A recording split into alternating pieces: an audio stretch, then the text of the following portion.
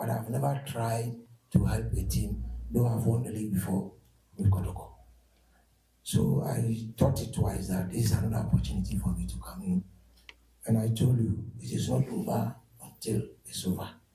So we started together, and then it was just mutual, this thing, mingling with them, talking to them. It's not about the section, it's about the attitude, the way you blow into their mind, the psyche, the way you go to them. That is the main thing. Because in coaching, the psychological aspect of it is also very, very important. So when they free today, it's not about training. It's not about this, it's about the psychological point. Telling them they can do it, telling them it's not over, giving them the necessary hopes for them to come to make peace with reality. So that was I did, not anything above this. And if I go through the Kodoko team, their last home game against Acheampong United, if you look at the team today, you made, I think, just about 4 changes, 1 force because Peter was injured. Is it a case of giving those that were playing the chance to prove themselves, or this was those who performed at the training grounds, they were given Exactly. My training is very, very important, especially Thursday's training. I don't joke with Thursday training. I form my team on Thursdays, and if you go according to what I want you to do, exactly you play. So those who have coached before will tell you, Papa, this is my policy. So I think, yes, we work a little bit with the endurance, but the talking was too much. And then I did a lot of finishing. Almost every day I do finishing. But at the end of the day, if you don't shoot, you can't score. So I'm very happy that at least we got 1 goal out of what we did. Right.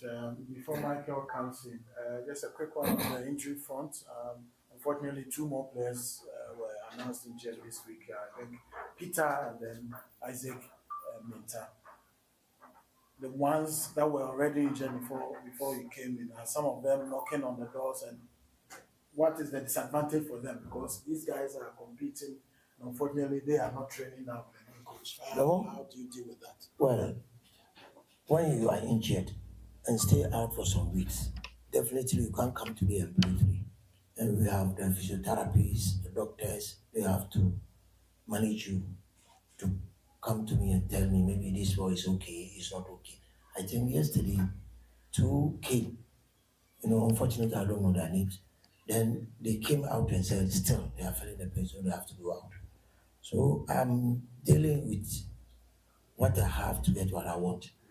Understand me? I'm a coach who don't fear to put anybody. So football is about taking and giving responsibilities. So go and do this for me, go and do that for me.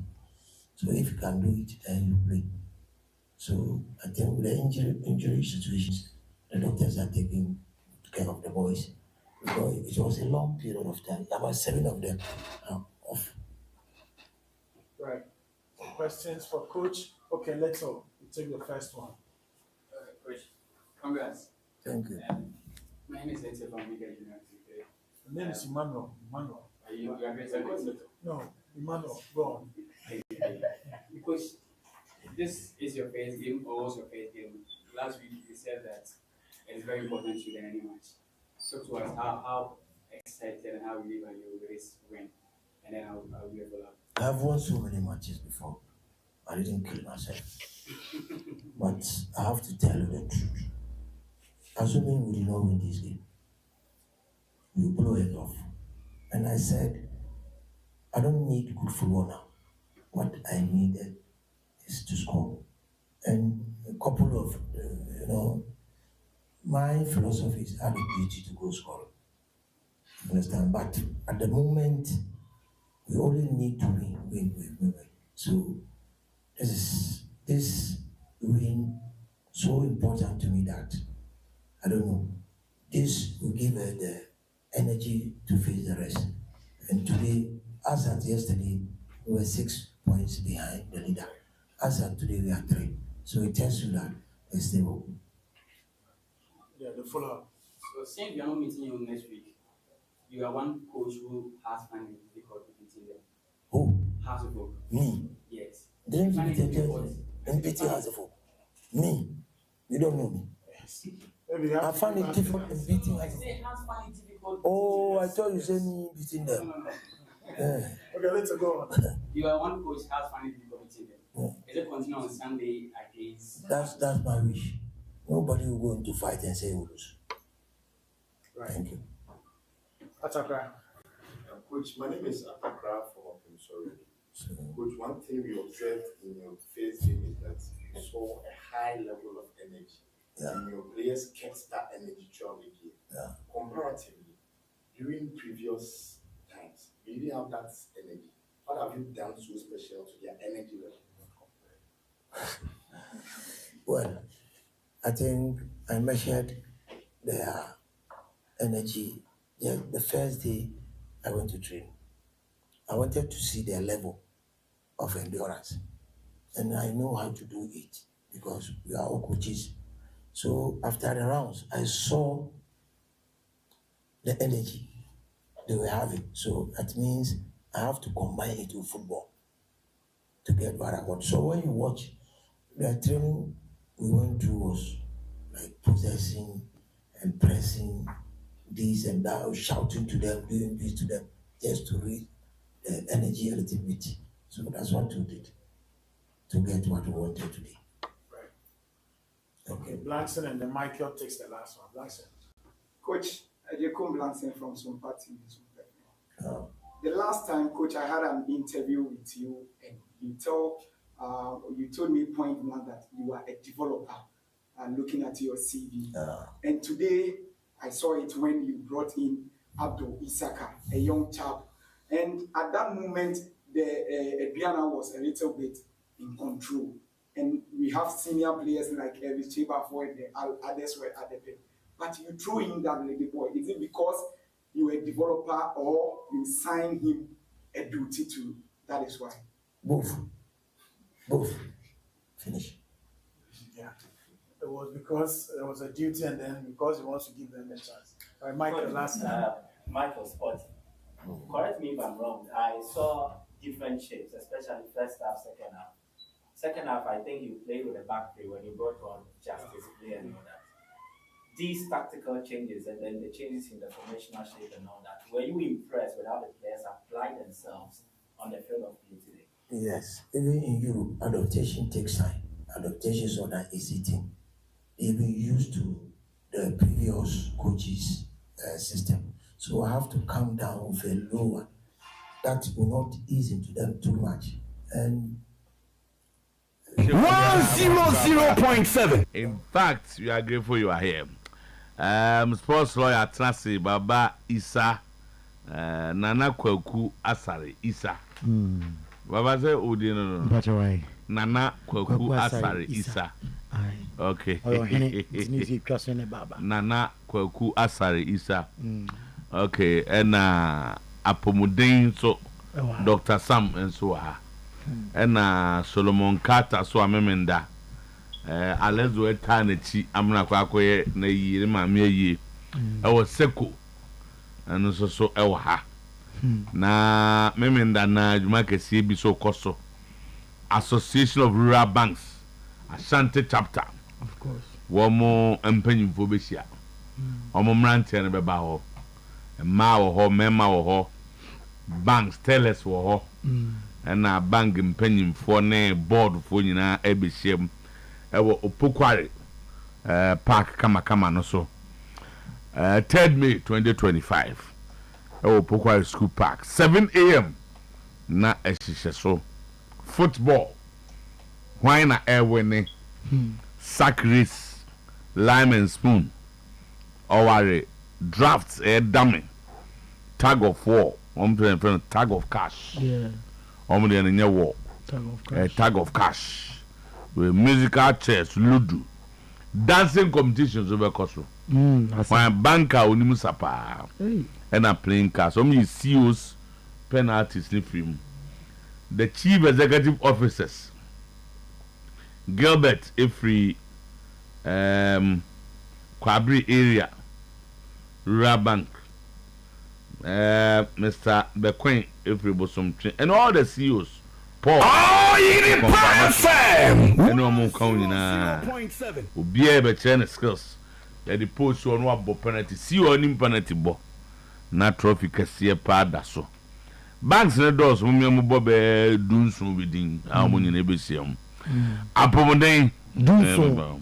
Ahabuano Premier Rural Bank. Amansie Rural Bank. Asokore Mampon Rural Bank. Asokore Rural Bank. Atuma Rural Bank. Na Atuma Kwangoma Rural Bank. Atuma Mpunya Rural Bank. Bosomtwe Rural Bank.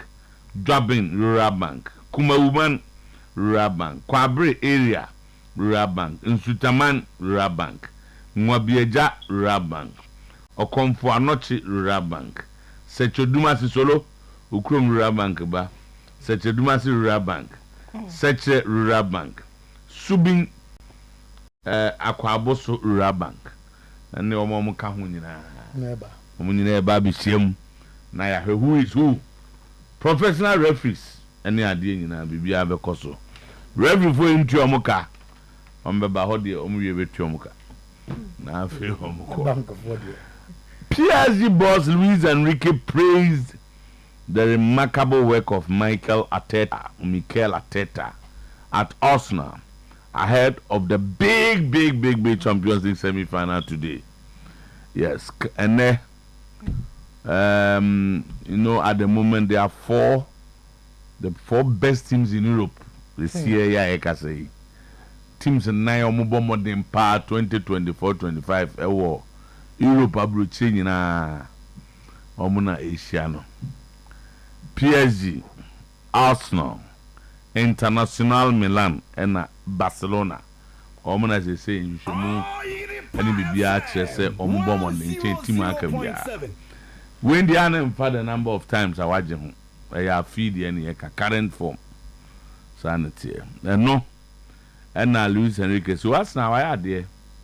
Baby, Arteta dia bedru die eye na Arteta ne kasese Arsenal ni so ade hu is to go beyond the Champions League semi-final. That's the ambitions of Arsenal. Say on betima tra on modesi o mani so no.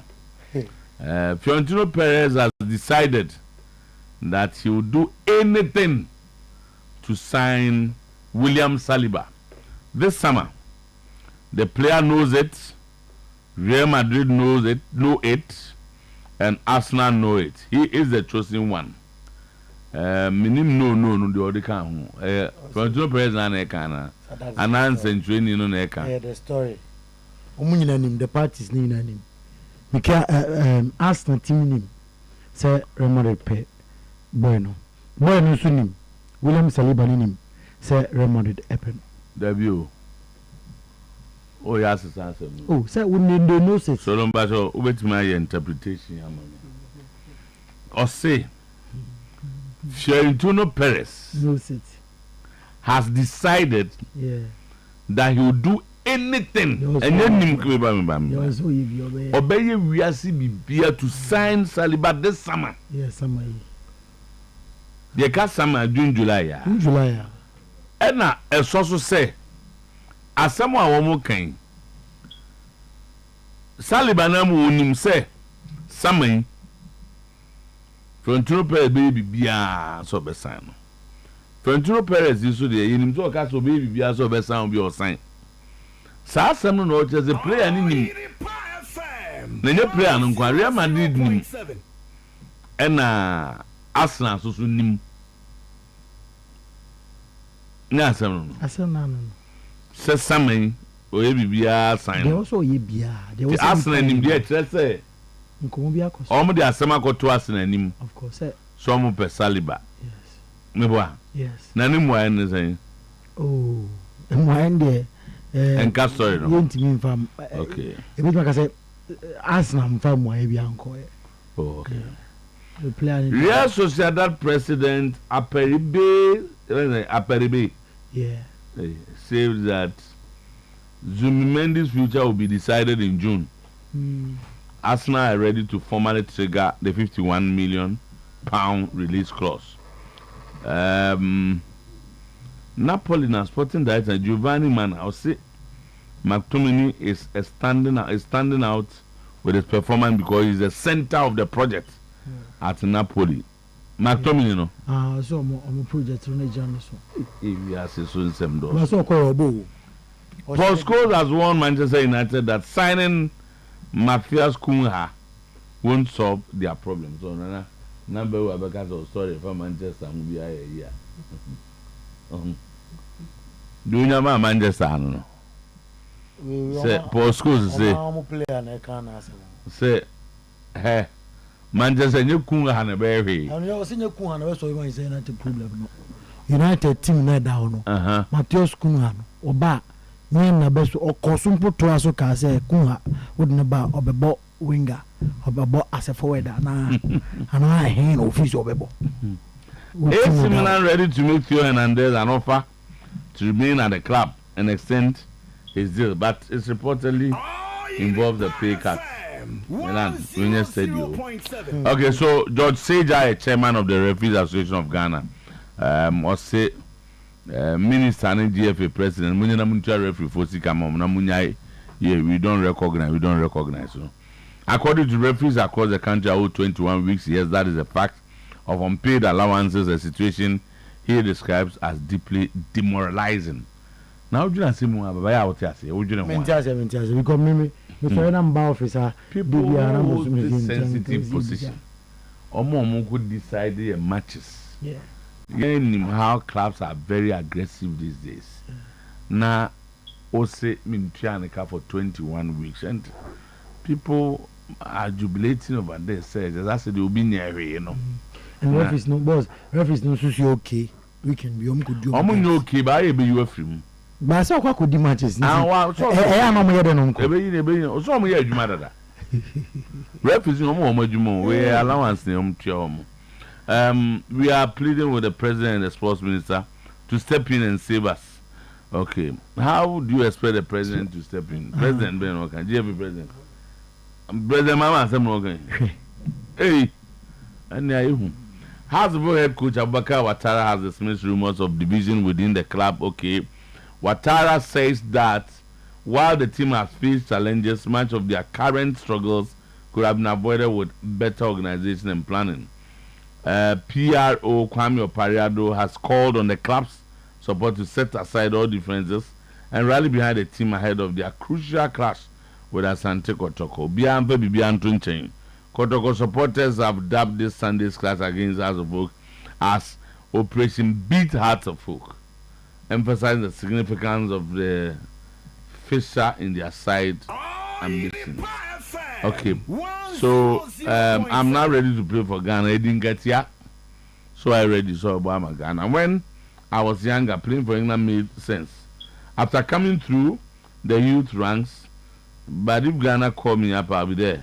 Crystal Palace forward. Eddie Nkatia. The Ghana friend of Bebo. Why ready so Bebo? Okay, in the other kind of beso so. And Chakra, Apomodin Doctor. Is I clear say, oh, England national team bimbo. Why, Eddie Nkatia. I clear. So, oh, yeah, do we need him here now? Yes, we need him. We need more day. Say any more day, boss. Doctor Sam number on here. Okay, Apomodin Heba. Doc for your room next year, dear. What I say? Meaning that a bank for no Thomas Afro. Sebraho na. What person here? Be a health screening and everything. We are paying for no contact, but now. About a free health screening. It was a bank for your money at that. Almost personally, the way you have your money near the amount. Never be I fine. One mom be so I call so my Dr. Sam, yet you. My mentia, my hair for a Moheme, Oyerepa TV, any a T4, Oyerepa Radio. No be a say, Dr. Sam, I'm a da Apomodin, her back in the cano.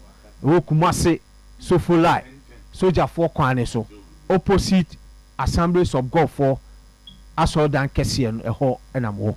I bring Nayala Mekana Mekos Wakache Uetra Kwayo Bomutu Bo Rakwaye Bretioma and a who said Diabia Winisible sini dua bia woni sibre no sa no bade Nyankopon hyehyɛ no e wo dua bia ale a esa ene wa han bia ale a esa tuba masoe a nubura ene nua hini ene nua han no bade Nyankopon ahyira so ama me a me de esa yale o masoe so bi tie me ne pa na andi yale atena wo so ache wakomiemie bebre wachini watu sika gunti no ufi se eni yale na wo so no eye kwankwa me kachira wo se edu apomuden heba clinica ye kwa ebeko je me number ni sesia na frame me se me number ni ye 0551 0551 09 09 89 89 61 61 0551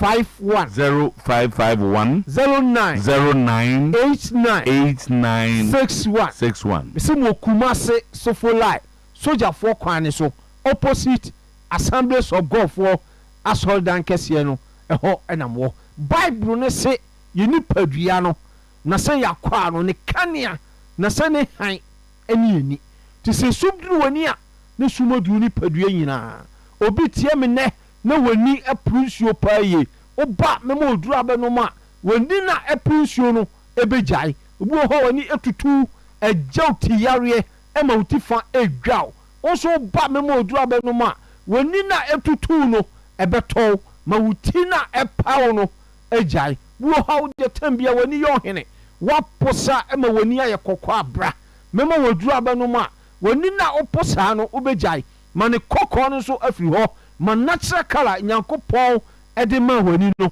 ayesa pepepe obi wo ho na pressure e wani so nipa ba uhunu mienu ayo hwani a tu ho na mo na bra mo oduru abeno ma sa pressure wani so ebe free so kra so bi tie me na glaucoma e wani so tu ho na mo na bra mo oduru abeno ma sa glaucoma ebe free wani so kra obi wo ho a wo de gisa wo share glasses na se spectacle ansana watumi atro na se watumi akenkan tambia me kase ahweniwa ne de e just supportive e boa keke so be se ahweniwa efu nti blame akodun kokra blame ada be yi ato ho no be toni fram kra na me de oba meji ato ho na mama waduru aba no ma wani ne so beti ama no tumi atro no tumi akenkan kama obi so ho a nipa ba uhuni padua no na so nanim dua no ya na esumaduru ho so bonso benten kofi anakwame eneba no edema gisa wo tinipa ne ansana ohuni pakura oba tu ho na mo na bra mema waduru aba no ma sa problem ye da wa bra boso asani yale no afuru so akokora a ensema biem obi so ho a ase de mosia pa enregu wani so awi wo ye tu ho na mo na bra memo oduru abeno ma wani na ahyede mosia agusu no ebe free so akokora ye woni sightedness ene ye wo far sighted obi wo ha ade ne bene pa ene wo hu obi so wo agiso kwachi kakra ansana wo hu nyo pese wo hu so obi tie me ne odi oba ko school a ote akira o hu blackboard ne so obi so tie nim ho pe na so ye na board ne so hu aye dema wa mufo mu nyina ntua na mo na mufo mo mra mema ne duro beno ma okoskua ba bibiala teacher ni no ede ne be tra classroom no obetimi ahu board ni so ye no timi atro no timi akenkan kama na mesa catch obi a otie me ne da cataract ete esisi ne ni mienu nyina so se wani ni fa no ne te afura na hwe mane ko sa benkum no ma bekum no so emfranka ho se ete eba obi ani so a se na yeye les nankasa eye kadi eye kusu obi hu ade wisi obi hu ade fita enam sa tei ase nwusie pa enni so na dia ko hospital ma doctor na catch us say etena esisi wani so no enyini 5 months time 1 year time bra menyo surgery na so operation me catch on Dr. Sam matira kwan obi so ho a wo surgery no na so operation na wie na so still ohun ade ye me catch us say enkachi achia so mu bra memo oduru abeno ma ube hu ade kama tena me kase a driver fo ba me ma so ye kura no ya na ebro ma dwen ene menti ase so Timekoso akase uye driver ni wako driving school wa pass it out ukwa kojo lances ukoya ye your eye tester hewani mawa oniyali nti yamfa lances na mawa hwemachira kwan so obi so tie me ne ude watwika ufie ko nanim pa ukọ ko renew lances a ukoya aniyali krenti yamfa lances na mawa hwe apomuden herbal clinic ye chira kwan obi so no nsia bo a esumu ba no onhu ba bia no time de car akọ abafia sundwem so homate 5 am mo se ebo aginani so nyina afa ontime fa kan kọ emafie asundwem se mu nyina mu tie me na ye driver ni na aniyare tewa blabo so na tetewa mu nyina mu motwi na mo mra pomuden eba clinic ye ba mo odura be no ma se aniyare no ebe fi we so akokra so bi tie me na diabetes atina wo so achepa nti ye di aniyare abrewa tebia me kase obama so ya memo wodura no ma ebe tu diabetes na se na masama wodura aniyare na diabetes edi abrewo no afi so akokra a esama bi obi tie me ne na syphilis so atebia me kase aniyare a adoso bebre e wo maburu na famu eja syphilis so ti so tie me ne syphilis wo so na se de aniyare abrewa tumni kapa na we Dr. Sam Chira kwan mama wodura ba no ma ebe tu syphilis na se na masama wodura aniyare na syphilis dia abrewo no afi so akokra a esama Jim number ni sesia na frame me say me number ni 0551 0551 09 09 89 89 61 61 0551 0551 09 09 89 89 61 61 me say mo kuma se so for lie so for kwan so opposite Assemblies of God for aso dan kese no eho enamo na mesaka chu bi a otie me ne na pressure pa ewo nani so oso tu ho na mo na bra oba memo oduru abeno ma pressure no ebe fu so akokora so bi tie me na osenti yedi ekuro ababe ton sunum aduane to ye ma no yam etutu pa ye bra memo oduru abeno ma sa osaya ebe fu so kra obo ha na stroke nti wobubu agudam stroke nti ntimi nkoba bia wo so stroke nti ofase adwojo obu ho a wo so sebe wano achia afi na wo de wonsa ayo titiriti onan ayo titiriti a ebon kayese wo yakeka ko stroke yaliem tu ho na mo na bra memo woduru abano ma sa stroke yalie ebe firi so akokora a esama biem obi tie me na henia enso hawa wo so bra memo woduru abano ma sa henia ebe furu so akokora a esama biem obi ho na asmante se wa pa o ti suye pa wantwe ila just seconds a ultimate na tu ho na mo na bra emu oduru abano ma sa asman ebe furu so akokora oba fibroid eduyam o so media bibiduro kroje ebe kaw ema fibroid no anane so obi tie me na koko pa ebi asisi wanim ebi asisi utoa no sebe uja wo nan a na adani aye yopa oba memo woduru abeno ma sa kokoi ebe furu so akokora so obi tie me ne bema obema mu ayemre na wonpi ene wo yire na so partner ene ye ti wole sam de entokwanko a me so ba memo anu bema duro ni bi wo manim ho e ma bema na peja e ma na brem ni mama kwa ma de akofie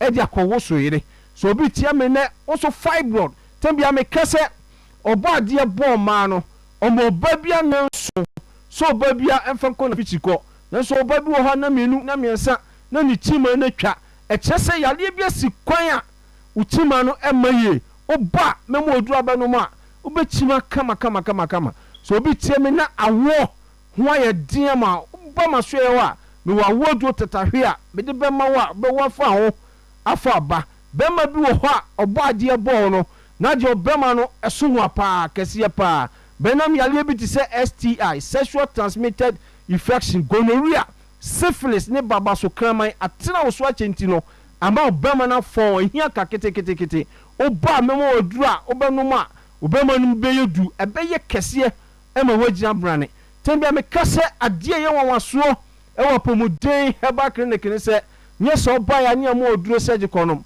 oba ye be your lab test you wear your scan test you wear the fidie be homo nyina mu ye hu yale potia e hawo nyama wanu oduro surgical no na yale ni free so nko me ye both local and foreign delivery so bi tie me ne na bibi wa monone a amanoni pa bia ye de yenu ko ho number your WhatsApp line frame enu obedi nkomo etwase ye de to aho a ye de be blow ma wanom mayale na te wa bra boso no afiri so se locally here ye Ghana hanso na babia won ekwa wa untumi ye be fro wa ginchirechire mu etwase ye de aduro ne blawa ye de be blow mayale te wo so no afiri so akokra ensama bi me ye adwuma adwoada ekope memreda tebia me kase apomuden heba clinic yem fire yale e mansan fa nkofie da Gemina Bay wabra me soli.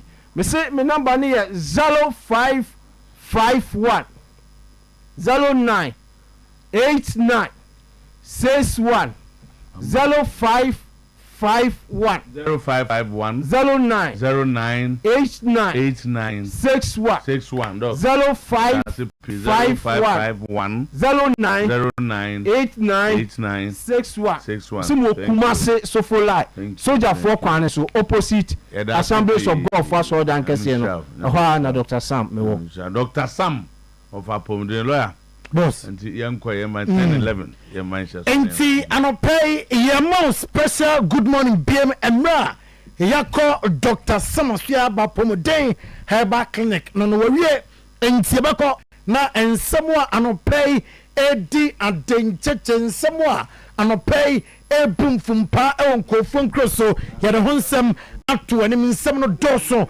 ene anopay nebom de disafata se wohwe na wotie na yede ema wo ketekete mampole bi na ewoma akansuo yanoma kabun pa anopay yetu eboase na yede emunum no nyina amawo na yache nsem mu ye na wate ase sede se ne sede efata ene anopay seda ay high sense dia high sense wo say men control onim se enra ena pombo no esase na on the 8th day of May 2025 na promotional abba na wiye 2025 high sense kitchen appliance promo enti obato of fridges ningina enti high sense amasie fridges no a double door a single and a wopa high sense amudenam and kikania bebe a bonum and so fm amunkwa and a 5-year defect warranty and tianwato at the high sense amasie from where 0302 5500000302 550000 okaka na waba ene Kumase post office Kumase tafo Kumase tano so Kumase takrade matakrade gina okwa hon branches ni bi na fikoko akoto and the panabi at the FUNSM MF UEFA Champions League semi-final 1 on say and then our Emirates Stadium Arsenal and Paris Saint-Germain and at the Apani na Teta pressure and what a game no say and I see a for now Arsenal player beer pressure be ebetim afona akase bia sa game way on team embo Madrid game no na pressure wo musa enti o ma adapt to pressure no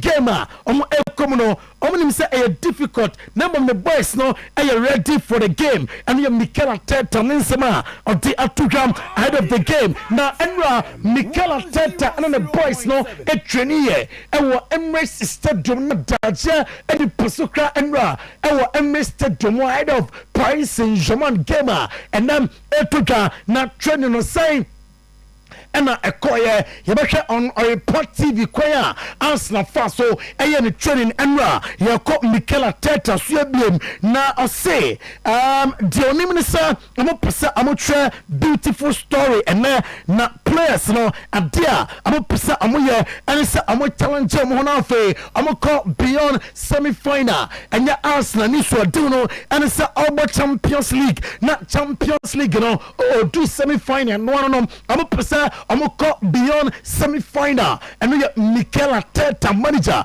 Emma Arsenal, Gabriel Martinelli. Aye Arsenal forward. Or say, Babia Arsenal was a Siano. Club ni deserve. Say Amu Ekoho. Aye Martin Bomb. And a day Amatu Babia. Amatime Aduno. Now I say, they believe it Arsenal. Ebatime Arene. The UEFA Champions League. Amano Aye ye was with pleasure. Ekuta Arsenal. And the Amahu Afim. Our UEFA Champions League. No, Amatime J. Amani ye on a so. And it's Abaje. The UEFA Champions League with Arsenal. Luis Enrique. Aye manager. Emma Paris Saint-Germain. Na Enram. I want the person I say. And I say best teams are. One more Europe. And I say. Amaka. Our UEFA Champions League. Obia. What to semi-final beer. Aye Motimbo. And a dinner at Duho. About Mikel Arteta. Baso. With a Juma. Why with Arsenal. Vitinha. Aye Paris Saint-Germain midfielder.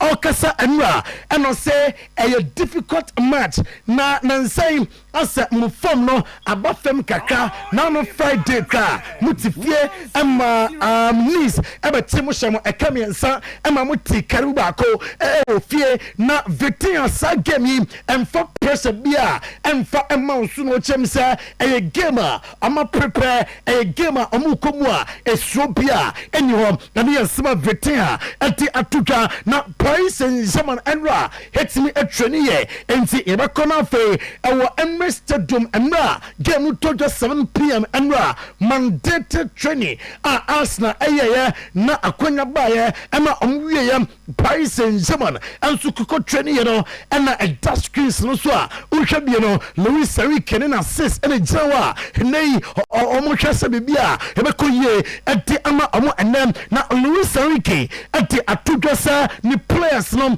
ohwe eniema ekoso training grounds the likes of Ashraf Hakimi Usman Dembele nom Amatimbo na ohwa Kwalaskelia no mo o believe say and am disappointed fear and yesma oti atuka Mikel Arteta or see we are making history. It's beautiful story but we want more. Or see adena ya yeah, Team Madrid I show 5-1 in both legs. Now for say kuni aya history na ya right number ya more Mikel Arteta. It does, and you sense it. You sense the energy, the enthusiasm. That is something unique. Probably one of the biggest games that the Emirates have seen since we built it. And yeah, full of energy, enthusiasm, and can't wait to play the game tomorrow. Yeah, especially with circumstances that we had this season and how we have overcome a lot of issues and challenges and the fact that the team is here as one of the 4 best teams in Europe. It tells about the mindset, the spirit, and how much we really want it. So yeah, we are making history. It's a beautiful story right now, but we want much more. Tomorrow more, I told them, and I'm not exaggerating when I said, guys, bring your... Na oko Luis Enrique manager Emma Paris Saint-Germain say we are full of confidence lady ahead of the game. My boys now are ready say and I'm make history at Emirates Stadium. Maybe it's a question for Mr. Arteta, but I think in terms of confidence, it's very positive for us because we could won the match against Liverpool and Liverpool won the Premier League this year, but doesn't mean anything because every single match is different. I have to say that everybody speaks about the Premier League like the best league in the world, if I have to agree or not, but if I agree or not, but we are full of confidence. I'm looking forward to playing the semi-final. And see, I know I Luis Enrique manager Emma Paris Saint-Germain sama oti atuka na ose ni dan so ene se na obel babia awonom ne dan so ene se na embre bi bedu amana bo UEFA Champions League na wako edi akonanim eno aye Gabriel Martinelli player Emma Arsenal ne semno. It's going to be a big game. We are really confident. We know the quality that we have. Of course, it's PSG. It's an amazing team. They've got a really good side with great players, but we're really confident. We trust ourselves and we're ready for it. Yeah, I mean, as I said, we're really confident. We did two great games against them at home and away as well. And yeah, we are confident. As I said, we have a huge respect for PSG, but we are ready. We've been working so hard this season, and yeah, we deserve to be here, and we go for it. Can I ask you, is this the biggest game? And we are Gabriel Martinelli na Abusia Professor Asavenga. I see or believe sir Arsenal potential. I'm betting me at the aye a preview Arsenal and the Paris Saint-Germain Champions League semi-final first leg in the I believe that Arsenal has the potential to do it, but of course want to go to the semi-final. Paris Saint-Germain is a very good team as well, so everybody is excited about it, and let's see and hope. I think once you get to this stage, no matter who you face, it's going to be a challenge, isn't it? Of course, the teams who go through to the semi-final will have some qualities, and then it's down to the form of the day, to their main players who can show their efficiency on the day as well, a little bit as well, but sending off or the stupid reaction at some stage. So overall, I believe that Arsenal is very solid defensively, and over 2 legs has a big influence. Enti ano aye Professor Asavenga Nensama odi atuga anopay ena yedi amabusuam line up pray ena bibianse sa ena amujemo edi ama afanonum no David Raya ebeda go post no ama Arsenal Lewis Kelly adebom Jacob Kiwo afe William Saliba Julian Timber ena a complete back four no aye Declan Rice Mikel Merino Martin Odegaard ena jam finfio na fe Gabriel Martinelli Leandro Trossard and Bukayo Saka ali the attack at the Arsenal Okom Paris Saint-Germain Donnarumma and a goal post num Ashraf Hakimi Marquinhos afe Patro bomb and afe Nuno Mendes amo a complete back from Finfino João Neves afe Vitinha and a Fabian Ruiz na Kvaratskhelia and afe Do Metime Alidi and Tentemo na Ousmane Dembele etime ajam Finfin weni players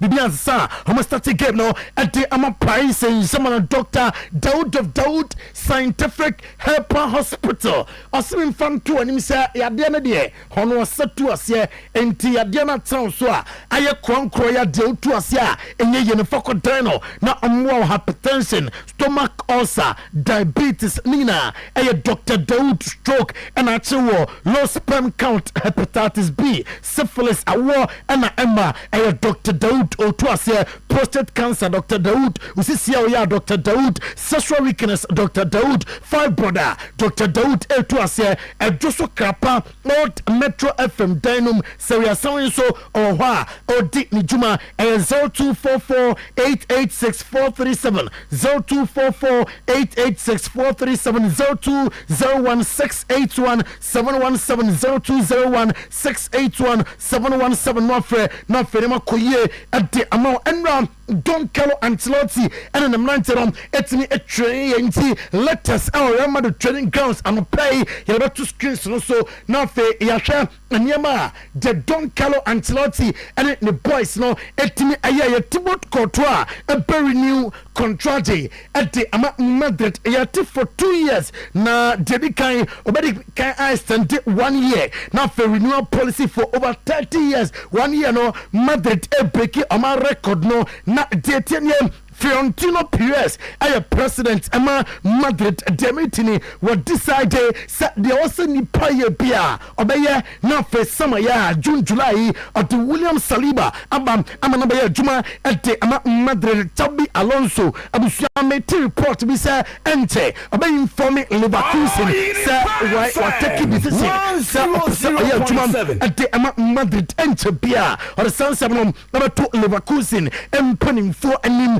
former Liverpool and Bayern Munich defender Marcus Babbel ana edi etu just on Jindi sa Jurgen Klopp aba returning to management and pray on Jindi sa Jurgen Klopp aba adwuma edi ama Madrid resource that president Joken Aparibe ana dia to just enter bia Martin Zubimendi situation on be survey obekwa obi abehu on konso obi abehu na dia oka and say nyankopon wa Arsenal for some amoye krado 51 million pounds release clause no omoye ready say on activity say release clause no fe abaya adwuma edi amatim no hands flex and issue bia say na Western contract with FC Barcelona and Yama Barca fans actually no playing body and President Laporta mache edi actually na easy edi amana say obetake decision say Western day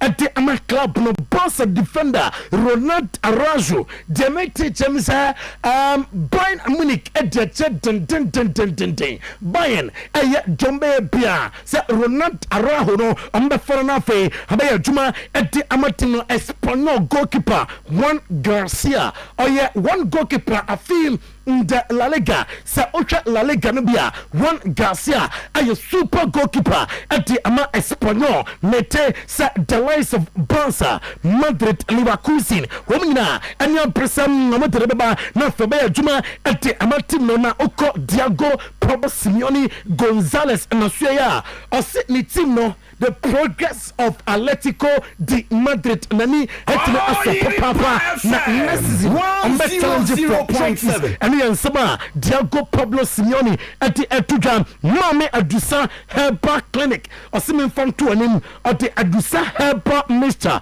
and adusa Herba capsules ababonten na adusa Herba Mixture ebe tu kokwase abusuam ebeboa na fe hunam dwano ejejesu ye arthritis na dinya menstrual pains and of a male vitality babua ama bema where bema munina muno adusa Herba Clinic and a day adusa Herba Mixture na badwaso adusa prostamide capsules ababua na fe bema prostate nina asia etime atu na wajesu ye afe adusa man capsules mema dro ya no no babua amwe bema mu ewa empem so no manzi macro inside Golden Field Station ho Goy Filling Station ho and you want La Paz and Creno ya be La Paz abusafo behind Pizza Man enti free 0500 110 115 0500 110 115 0557 009824 na fe nyamina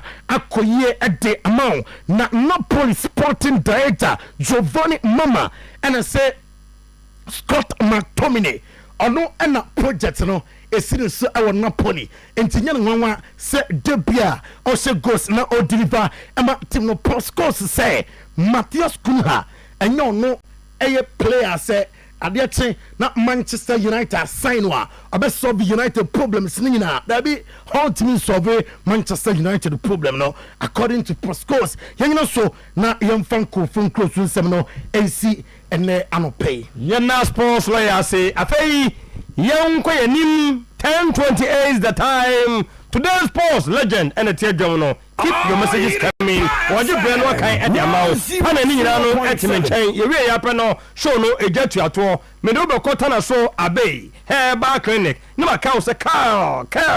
Chaco toothpaste. Chaco toothpaste. Franco Trading Enterprise. A tumpan insecticide spray. Bibini to Maplas. Yan feel right in na say the beya power so be me power na fe yet to imagine so our power Herba Hospital Beneza Cranche. Not just any no me bono double was the beya show no bet to me atwa so is your day. Special birthday goes to Lucy Ajay. A Henmako Kobin DA3 model JS2 Honda Wujina over Park was Ajay.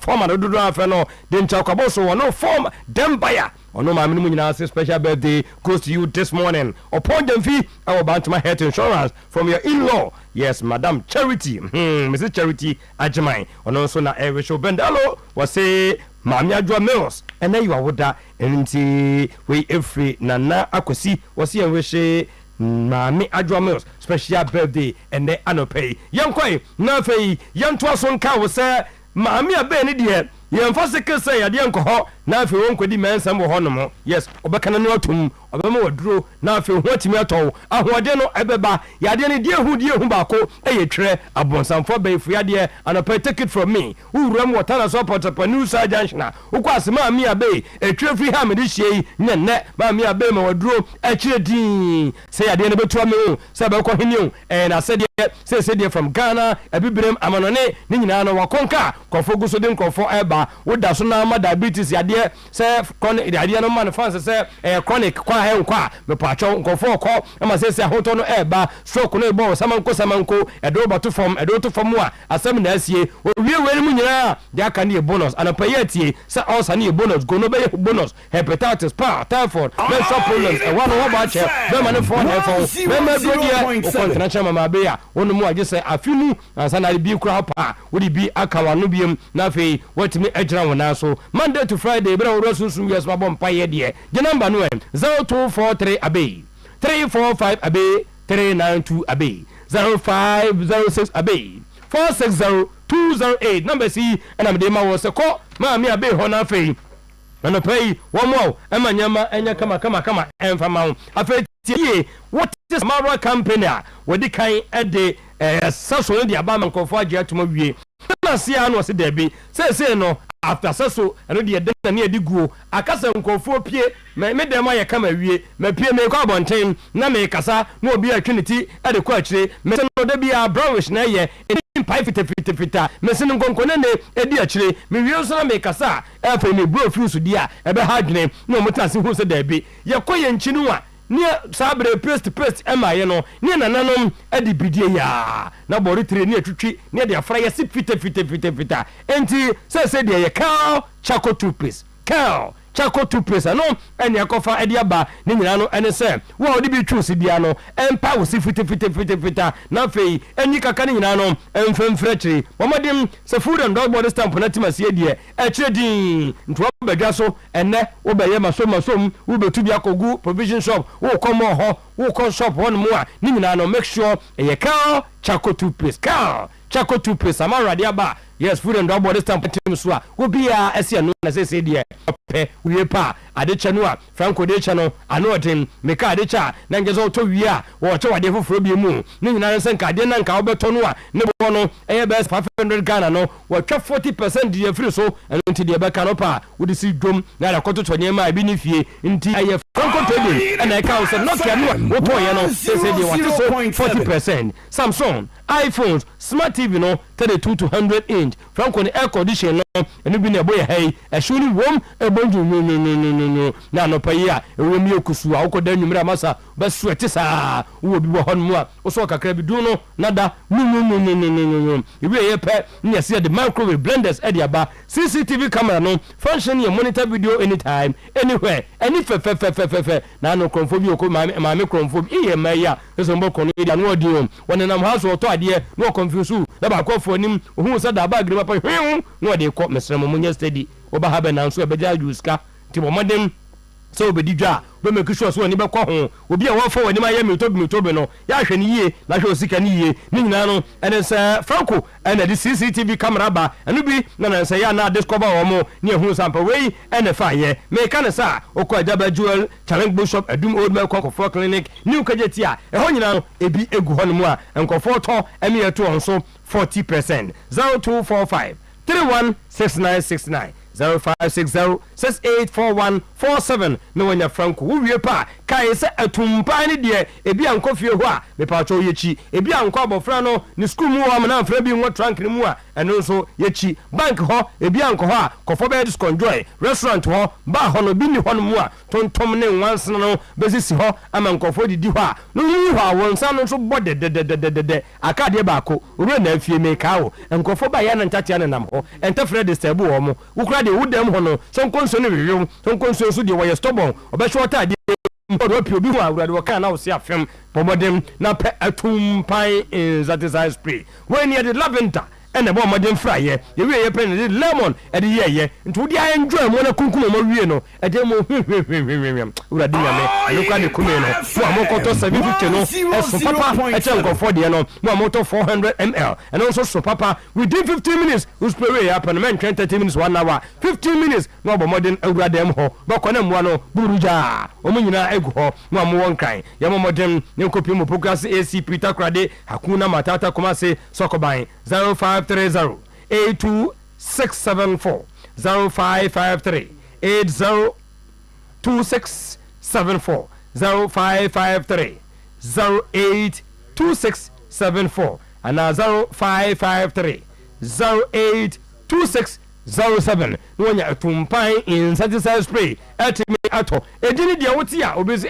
said the PSC be bon said the Clementino bonno na yemede mentie dane nko a mesro bobodin said do no so bi be kofi ho obi aka to say ye menua o se bi hamyo se de medidie mo ayeden no so tia na etie kofo kwade yade bi na esusu no mi hwae onoma o se ya okwa wo se wo to atu enai bibini to maplas bibini to plus bomodin na to yene mu na plus mu nyina na afei buburuja omu nyina awu enonti na hoden aba afei wutimi didi amaduane hyehyɛ kama ni nyina na se ebia wo de na wo koye ne ya ka cho se wo de wo osa na gastric ulcer wo de ne dodona esophageal ulcer na wo de ne peptic stomach gas sanso na indigestion ni nyina no kabom wusi wo bomodin ya didi heavy na afei hyase enom uwe ya pe system ne strong kitua bi na abenom na afia hoto na tumi aba na osa no a nketena so be se 5-10 years no atu e de afiri ho kwa uwromo Ashtown the Beauty Pharmacy utwamu adum promise eba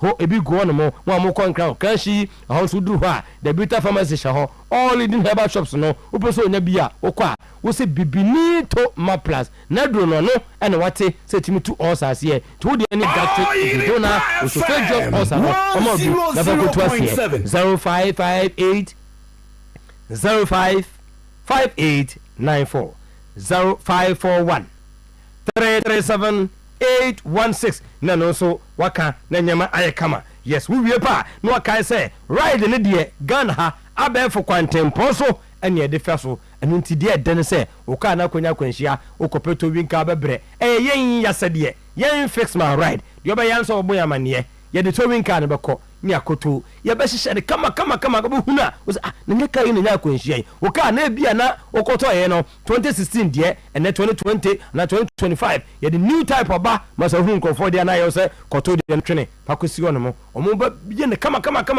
to the sequence obi chale na koto ka bu freda ben dada no a ni nyina no mo na eye wa wie no no ye ingi 10 no e dia ma body wash no be ne kama obi spraying no twa air condition no ebo nyunyunyunyunyu de nyama de no am say awode me dum san say si bono yes face my ride for na face electrical works no obey na kama e dia ma automatic gearbox repair no no pencil dia ma kai say we nyina no your maintenance no a general service no for all cars and your special machines are a detective be a fault no ye nya kan no ape masa ye wi akredin ye kokomase ahojo one about between Georgia Hotel and Gridco office one more 0500 210 191 and now 0551 498884 na no so we kai say power specialist herbal hospital and am de woko ma me akoso do ya se yade no omfa ma ho a te se hepatitis ntatia case nkutombere case ba man fancy abra okwadwa ase a 9 times award no yes mo mfa nto ma me power de ne abepa ho da ho no no fatty liver yes prostrate how nti how you need also fibroid kidney stone what we know na so when SK dia ba to upset no so ase liver care no ebetu liver problem no nyina no ase no ne atu din caretakers dirikaji ni de mema gusu di him awo empem kai se we nyina no ye kwa akra kwa benya ACP meguru awa bus stop fi ase de ye Bosomtwe road do ya Johnson and abu nya yem mo water kwade no so Anaji estate woni Hantaman bank no na eben 0244 544422 0200 383831 na no so enyama atumi aikama inti on that note legend Atanase as a 1039 balls player. Thank you very much. Okay. Yes, so said ye etie. Tino anzana na no Liverpool did la ben say 20th no. Next Sunday. Okay. It's so fine. I share a Tottenham 5-1. I'm also man you for natural. Many people crack on the FFF. I'm more kind say I do 2 pay. Almost watch 13. Almost watch 13. Yeah, 2. Next year penasa. I can't more 20 na. Okay. Yes, I almost. I want to do another. I na feel here about. Okay. And the fufu be after. Say we be go be the uncle we asinka.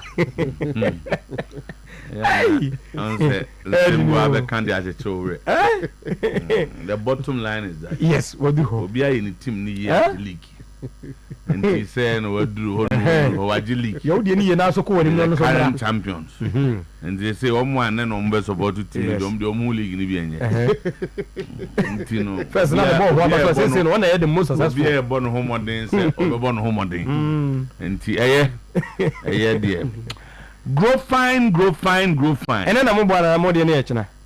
I was in there. I think that's nice. Oh, it perfect. 100.7. Yeah, but I go have. Oh, yeah, Sunday home boss, but how much you? One match and on boot. One extra now the one last. Oh, okay. So let the match be any baby. Apart from say all eyes on Arsenal. All eyes and there be all eyes on PSG and Arsenal. Come on. Almost so many Liverpool. I almost say match 3. I'm saying we eliminated your champions. Yes. We eliminated as only you and Aston Villa. Aston Villa. I match City war. Yeah, boy, you know.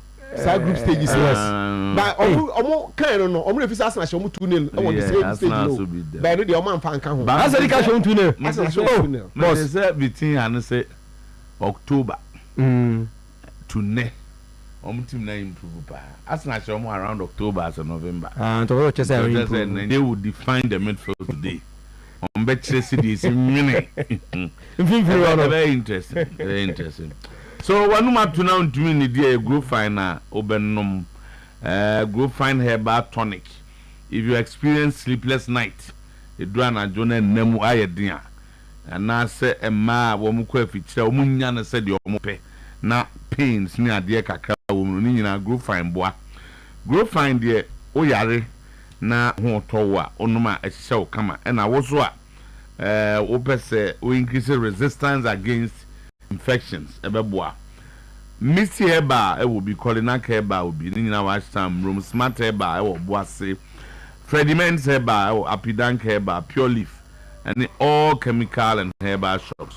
You can also get it from our salesmans nationwide. You can't and open say what tea and candy 100.7 of Africa. Number is 0244 596532 0245965532.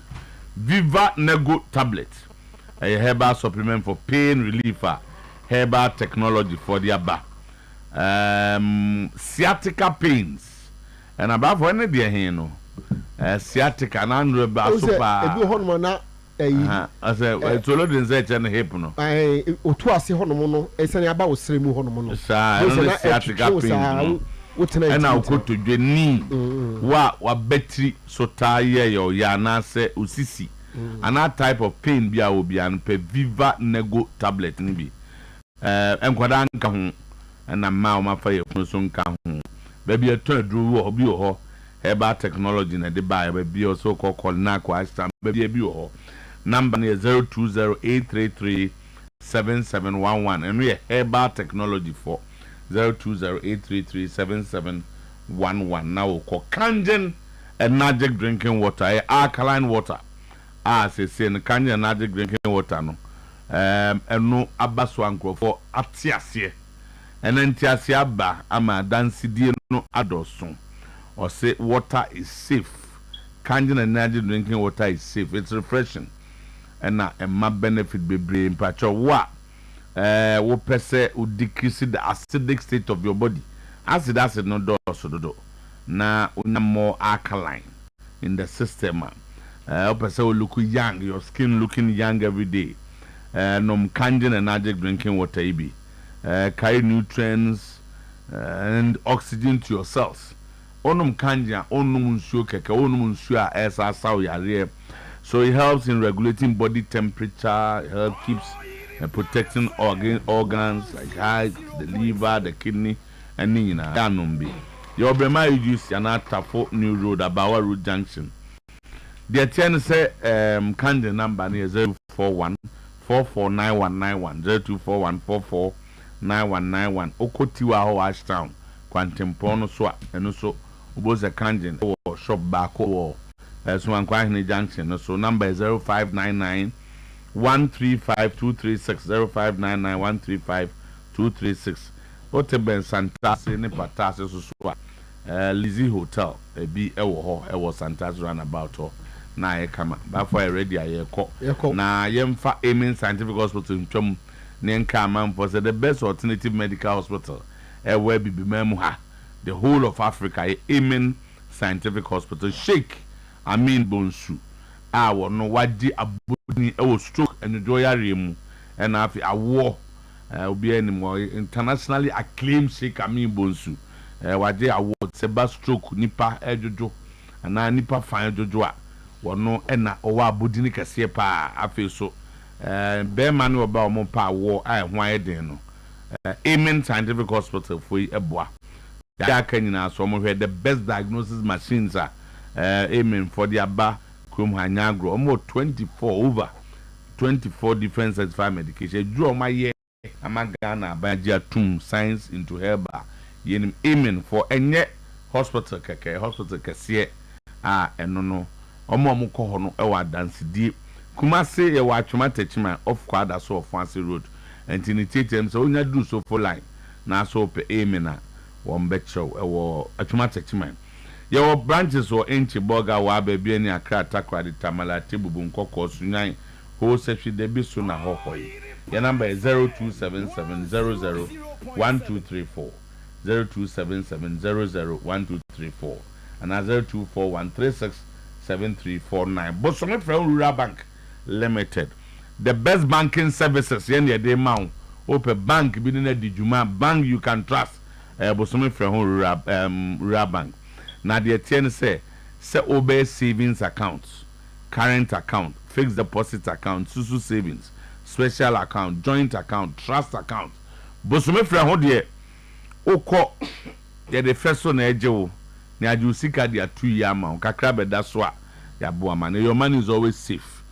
Ya mabosia so wa ope kakra trete wadwumam susu loans, micro group loans, overdraft, agric loan, kuafo, bonanza, business loan, nina commercial loans, ye money nyina bi upese o ye shareholder so a wo kwan e fa so ba bank wa ye be tro yo nso em number 2 asiwa asafo adesiman bojusango be kwai o ta from ronto ni nyina no yo ho be se yi bank no as usual star 992 hash star 992 hash number is 0548 533050 0548 533050 and 0243 600 002 Bosome from Rural Bank and in nim and na yadia tum na yede ko ba for ko there that am pacho hu ye pa okay that can na me ne obla chairman titrete event zembo Mr. Quason yeah it's Quason we ni passe now one can watch am there honestly one can okay onipo okay ba for no see there na say o say on the grammar na on no ba o de be ma o no me say me na ko bisa me na wa baby na no so on kai me na so me kai o na mu no so ne o de bra yin nchen na yedidi nkoma about league ne and you make also beji I say there's some daso pa they have only depends of 4 points now mark 4 points omo da ye pa now they have advantage over we need part of also am qualify onipa any let us say some onipa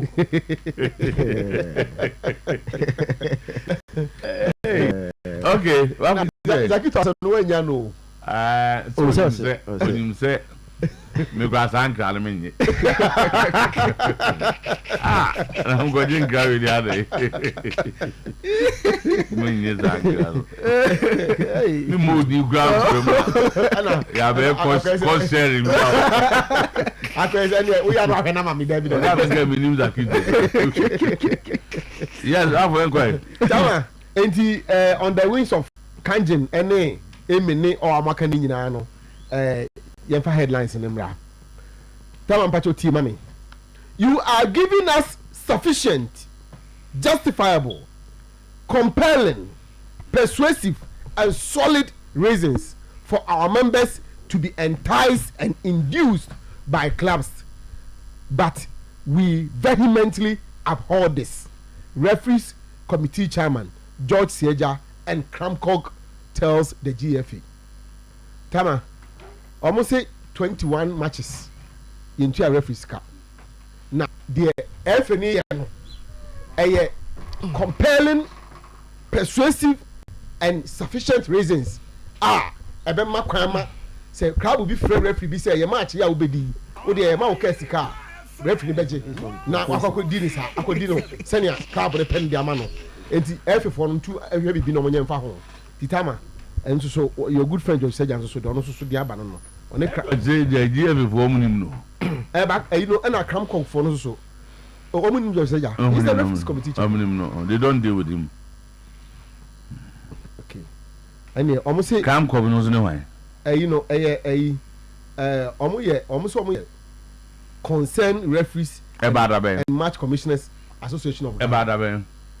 That omo buy the minimum but omo the letter come F no na the F no mo nhese bi so until omo so omo concern no won say match commissioners any referees minimum na omo so omo concern say 21 matches ye ntu omo asem no ba for ye hwe ni you e betima corrupt league no ye hwe ni you Cram Cog no so umbada man. As to the day on by a minting. Cram Cog no, is it a recognized group? That was a concerned group. They also want to spring it up. So what spring it up? A dear in Sisena and GFA for you to write to the GFA. Oh, say these are a come the invention you need. But we are and then. You were we toilet radio station. Mo yes concern listeners of Oyerepa. If you ne krokrano, yempe we were in here hurry. On the Cram Cob no. Why ni mo mo na mo bada ben. Oh, Tama, they only does it matter that much? Yeah, I think say almost more can say. At the end you say normally GFA wo.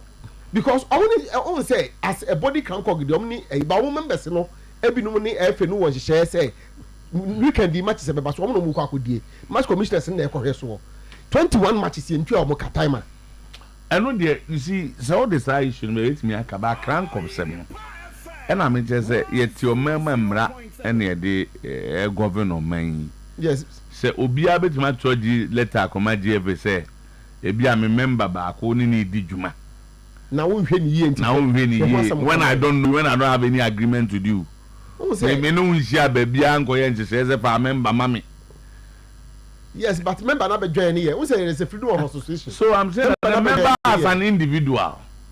And I'm not one say wo me no need say bia. And the wo here be member na timi obi so the member to deal with me.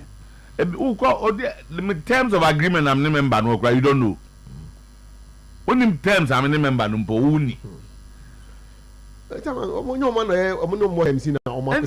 say, the me count as you say, Ebia Hariko Presby na kwa admitted. Presby. Uko Presby. Near Presby. That could you man Presby before actually tabre say. Harry a member. And the free necro. Be an pay among the man on this. And this a man to my man in Major maybe. I could the advertise crank up. I could the advertise, you know. Yes, I. Bon, Famiko de Kujachi. The King's project has finally taken off. 3-story building to house a fully furnished gym and ultra modern offices. Then the Adakoja secretariat will be moved there. Titama any. Odepo secretariat will be moved to Adakoja. Titama. Titama Omofiasie. It's going to be a 3-story building. Ombeye secretariat in offices in Noma Bibrewum. Now my fully furnished gym. Tama Omuria. The container will be pulled down, and then the Dr. Kekisapon's building will be reconstructed to accommodate saying that the King's project is going to be. But this is the takeoff. Almost fierce here. Yes, secure video ni bina. Yes, Bokotoko staff for anything for you, man. Yes, the Ekosu Adakoja channel. Finally, the King's project has taken off. Tama, who in Funina, Echegu, whatever, no. Mamifa last one because the day for the champions. Na yenko hwede Arsenal for beye because me dey no GDS Arsenal betima mayen the results are the one be coming. Tama, I will personally lead the team to the pitch. The team will go and wear their jersey at Newtown. History will repeat itself. It is me, Akambi and Odotai, who are going to play this match. Kotoko must watch out. How can Kotoko beat House of Folk on 4 occasions? It is House of Folk who should rather beat Kotoko and not Kotoko beating House of Folk. Nia Ibunte speaks. Tama Saturday no. Ena omuko sera Nia Ibunte. Na omuko na ose what is Kotoko ni house e wo match ko se dey ebe. Na what is on 4 occasions Kotoko ashe house atoto so. Saturday no ensi ayasema yanti bi kra nje say ense seke we house ni a wote kra da kra. Enso so sisi ade etimi asi na ono ankasa be di tim nanim na odo ma be wura park ne so ono yi nya imonti na ankasa Sunday o mo fi dressing room ba ono di animu na odo mo ba odo ma be wura park ne so na match we ayi ono aka bi no do ten no maka no be bobo no nti de here say coach ni players mo do mo ko ready na ono so be na famu de na history basi tama o ka history no o ka say ayi has Kotoko 4-0 or say a whole history based inti they said I got to Konya sorry because 4 no a bit my sense game the Sunday the Ghana super class no near Ibonte I didn't want him. That's it, for Zito. So too, yes, and then the 9th for the champions, the semi-final of the UEFA Champions League, first leg, so at the Emirates Sports Stadium. So for Arsenal supporters, dear, this is a feeling that Omunya Biache since 2009 experience the excitement of playing the Champions League semi-final. No, enhubida.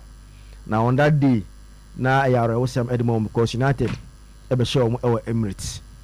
Esa also ko show Old Trafford eyo free the semi-final of the Champions League.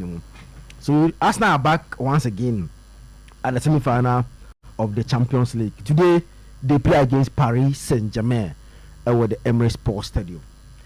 Before we go into the game, born again, the lineup are 2 teams to the boy in October, I think so, yes. In October, when Arsenal beat Paris Saint-Germain by 2-0. The difference in these lineups are boy Arsenal show when they say Arsenal back 4 no. Today 2 will be out. And Calafiori the ball left back on that day. He's out of the game. Gabriel and the ball the left center side of the center half no, he's out of the game. And this is Arsenal back 4. And me referee now Luis Kelly na elbow, which the Arsenal supporters feel say a name in the minimum yard they think say oh better than Calafiori, even though on that day Calafiori time not depending on buy and not also now as at that time he was as good as any other player that would be compared, but the Luis Kelly and the Arsenal no. Today many people think say no today he's better and ahead of Calafiori. Gabriel and the Abian replacement no which means say Kiwo ahead of Gabriel. or you cannot say that. But Kiwior has also been on year bad since I obey replace Gabriel Echironom no. In Fifi no. Partey is out of the game. International Partey more. And Havertz is out of the game. Arsenal first 11 now. Omuni ball Paris Saint-Germain no. Yawo Kai Havertz, Thomas Partey, Calafiori, Gabriel. 4 players. Omo started our game today 4 players are out of the game. This is how the Arsenal team will look like.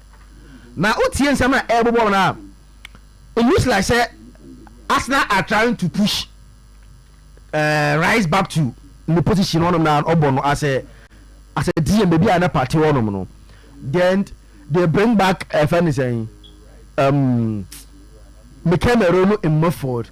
Odegaard is back. And also let's also remember it was in this lineup not Odegaard the pra. So Odegaard was also part of the team. Today Odegaard is back. And to what it means they say on that day wow share game ni biano Arteta realized he cannot go head to head with them in terms of controlling games. And to go on there Arteta jama PSG for one boy. But Ojama boy no Arsenal created the best chances and won by 2-0 even though Arteta decided to say but the ball mumbo. Once you are playing, we know we are going to create the best chances and beat you. So, and Arsenal, yeah. But today, Arsenal without Thomas Partey, who amongst the midfielders, no, in terms of controlling game and say the tempo of the game, maybe I said again, the could be any better than all the other Arsenal midfielders. He's out of the game. And there became Merino, yes, or call as a false 9. He's played very well for Arsenal, no doubt about it. Since Mikel Merino went in as a false 9, in terms of goals and contribution. Now against Real Madrid, Obia Adrian Koso 2-1 now Barabao. Who say credit in the goal scorers so, but also yeah, 2 assists in all the Arsenal 2 goals in the air from a brilliant pass from Mikel Merino. It has a false 9. He has added a lot of things to the Arsenal team. Now say one man the lineup of PSG now. We'll see another difference once again as compared to PSG and so on much on intact. Sir, for now, I'm a boy on that day. No, on one day. Nuno Mendes, Pacho, Marquinhos, and Hakimi on one ball. Mumford no, there will be only one change in that Mumford. Zai Emery will go to the bench. No, for Louis, Ababe replace Fernandez and Zai Emery. Then the attacking trainer 2 will go out. And it's likely to be Dembele, Kvaratskhelia, one of Bakola or Doy. On that day, we say no was suspended Dembele. One man Bobby. No Kvaratskhelia somebody. So today the PSG front trainer will have Dembele, Kvaratskhelia, one of Bakola or Doy. It's the attacking players now the bar first leg, you know. A very different, and today's attacking lineup will be better in terms of a threat than Lee, Bakola, and Doe. Yes, I agree. Say, Luis Enrique's guys, men are coming in today's game in a better position than they came in October. So they are coming in terms of form, where they are coming from. But they are more. I'm going to say, what's your more last 4 games on one ball. I'm not really just one game in their last 4 games. They are not coming into this game in a better form. Now they lost at home in the French League. They were trying to make a record, say the first team to go unbeaten and win the French League. No, I'm going to be Anyama just this weekend. Yeah, on Friday I think so. Yes, at least I by 3 goals to 1. Before then, no I'm going Nantes about 1-1. And I still have 3-2. In the last 3 games of Mabono, they've won 1 and are almost 2 about draw 1. So they are not coming to Emirates in a very good form.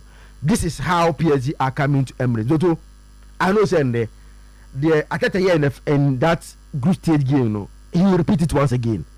One thing is very clear, say he cannot go head to head with Omo Ford and say you know what at age now. He can't do that. especially with that Thomas Partey. They can't match them in terms of controlling game. But what Arsenal teams at their partnership Paris Saint-Germain their wingers, because Nuno Mendes is an attacking left back, Hakimi is an attacking right back. Omunyano love to attack and join play nibi. And the Arsenal wingers there one Bukayo Saka. And Nuno Mendes beko, who will be there? Bukayo Saka. Hakimi beko, who is there? Martinelli. Minoto se Ushe PSG and Liverpool game now. Adia Liverpool entibanye and they say Salah could not win the battle against Nuno Mendes. And Luis Diaz will win the battle against Hakimi. And to play against PSG and get a very good day, your wingers must be able to win the battle against these two guys. If you are able to win the battle against Hakimi and Nuno Mendes, PSG are out of the game because it's almost because these are almost strength and essentially almost weakness. It is just one team. Their strength essentially almost weakness. Because almost strength when they are attacking, they attack with a lot of men. Tibon, my diagram you see say PSG air attack here. Almost full backs in and join no. They attack aggressively. And to your screen, you see a lot of very aggressively with all the wingers, in Hakimi, Nuno Mendes joining Kvaratskhelia, Seydou Bakolo, and Abrante Dembele. And they attack with 5 guys at a point. No more 3 midfielders. Into the one 8. And they are more defensive. Their weakness is when they attack with these 8 players. So Ojibo in transition, you punish PSG because they've already committed 8 players. And all you have to do is find your wingers in Bukayo Saka or Martinelli, and you punish Paris Saint-Germain. And some PSG will have the possession at the Emirates, but Arsenal would need to be very efficient in the counter in transition. So we need the counter pressing and how they counter attack. PSG is very key into that tonight's game. Emirates, and then I know there will be goals. Arsenal will score, no PSG to score. And there will not be a game that's a bit decided. And I said the scoreline will not be a clear picture of who like favorite in terms of a friend is saying PSG will score at the Emirates. Arsenal will score. But a game that most likely looks like a 1-1 drawn game at the Emirates based on how these two teams ebo game that's a me that's a now was last one me so man don't that's now was last time but I'm enjoying your analysis. Maybe I don't know, look like nice. I'm enjoying it. And as someone comes in I no create. Your kind of dear says I'm a can. We stand a can say no. Only say a research and a conclusion on I say a honor name one because still was a canon idea. Now me especially because it be Arsenal be 2-1. And I be but acquire 1-1. Say there or more attack you more 8. Arsenal will have to be efficient. No. I was expecting say counter attack maybe a 2 or 2-1. But what kind they are not me Jordan T. Very fun say. Oh dear. We are so bad. We are we are much die kakra bia me so yan ti there. And then go say die and there was a band sa. Oh yeah.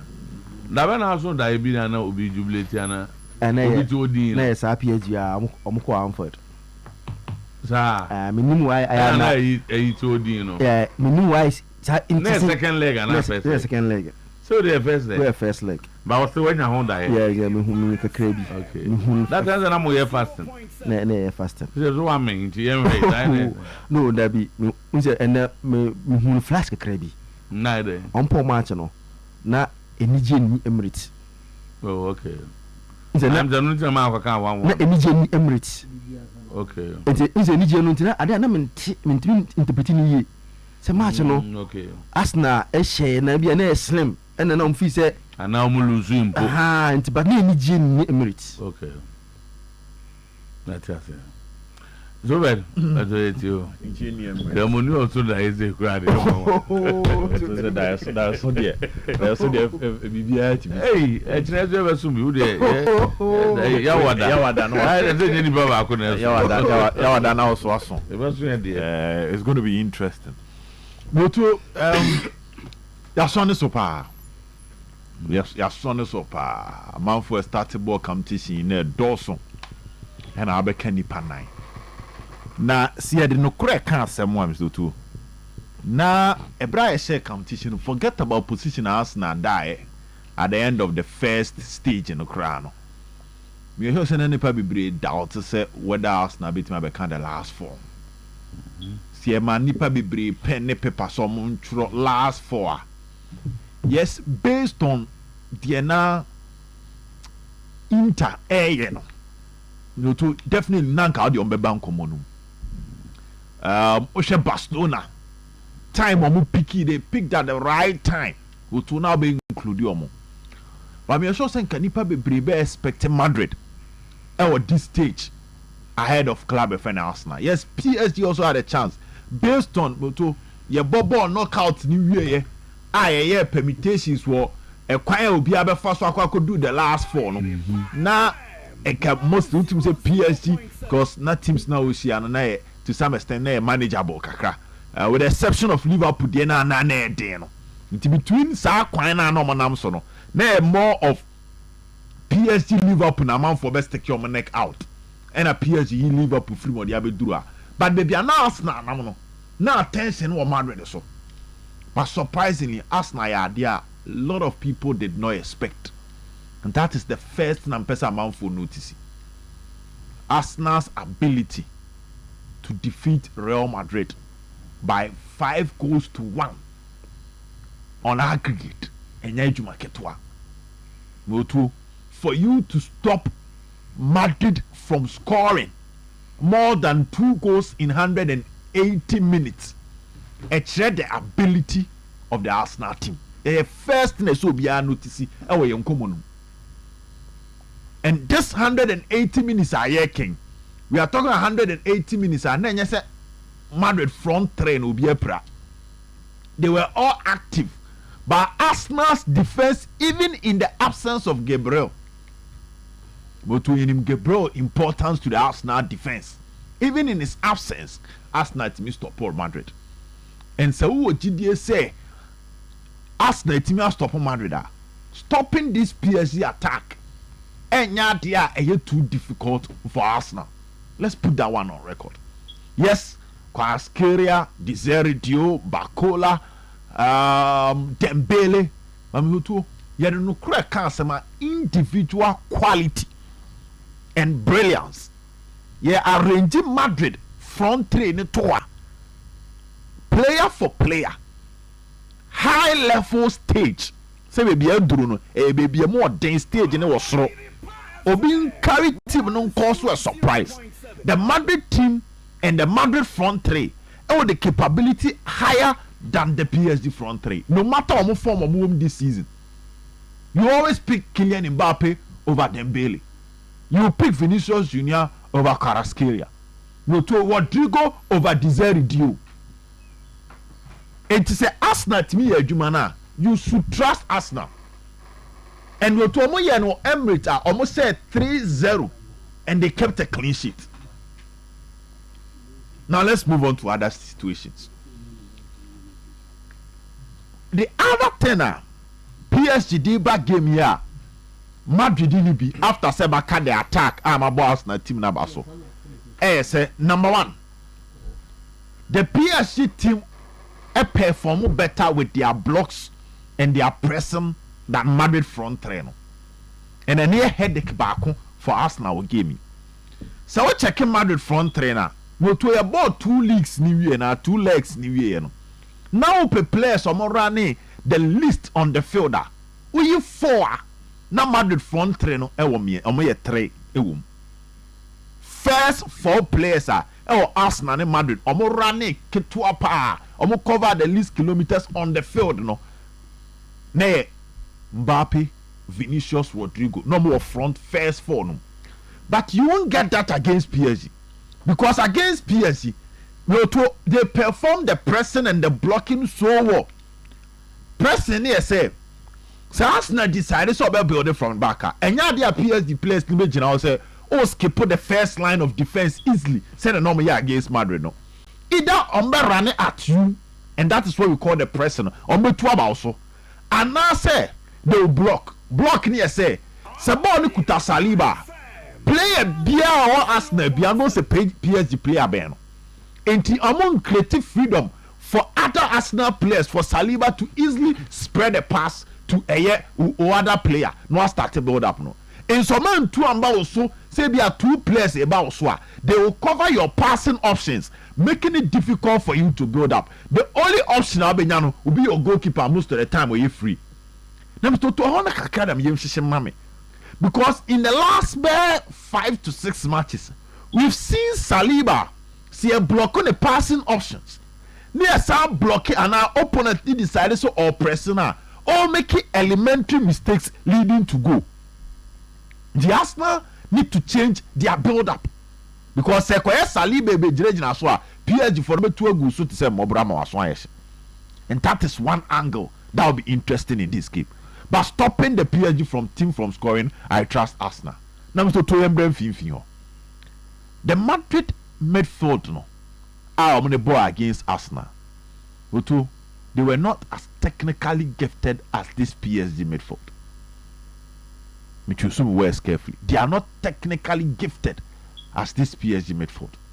So about Chouameni, now about Camavinga, where the Federico Valverde Aquechero, now about Jude Bellingham as your middle player, technically gifted, as in the system of the coach Efeni Enrique, Fabian Ruiz, Vitinha, any Abrante Efeni Joao Neves, they have the ability to hold on to the ball, control the game, dictate the pace of the game, the tempo of the game, the way they want it, much better than the Madrid midfield. And don't forget, it's the second game coach decided so the Luka Modric to offer them control, but Luka Modric must offer control and calmness, only the energy for the physicality of the game.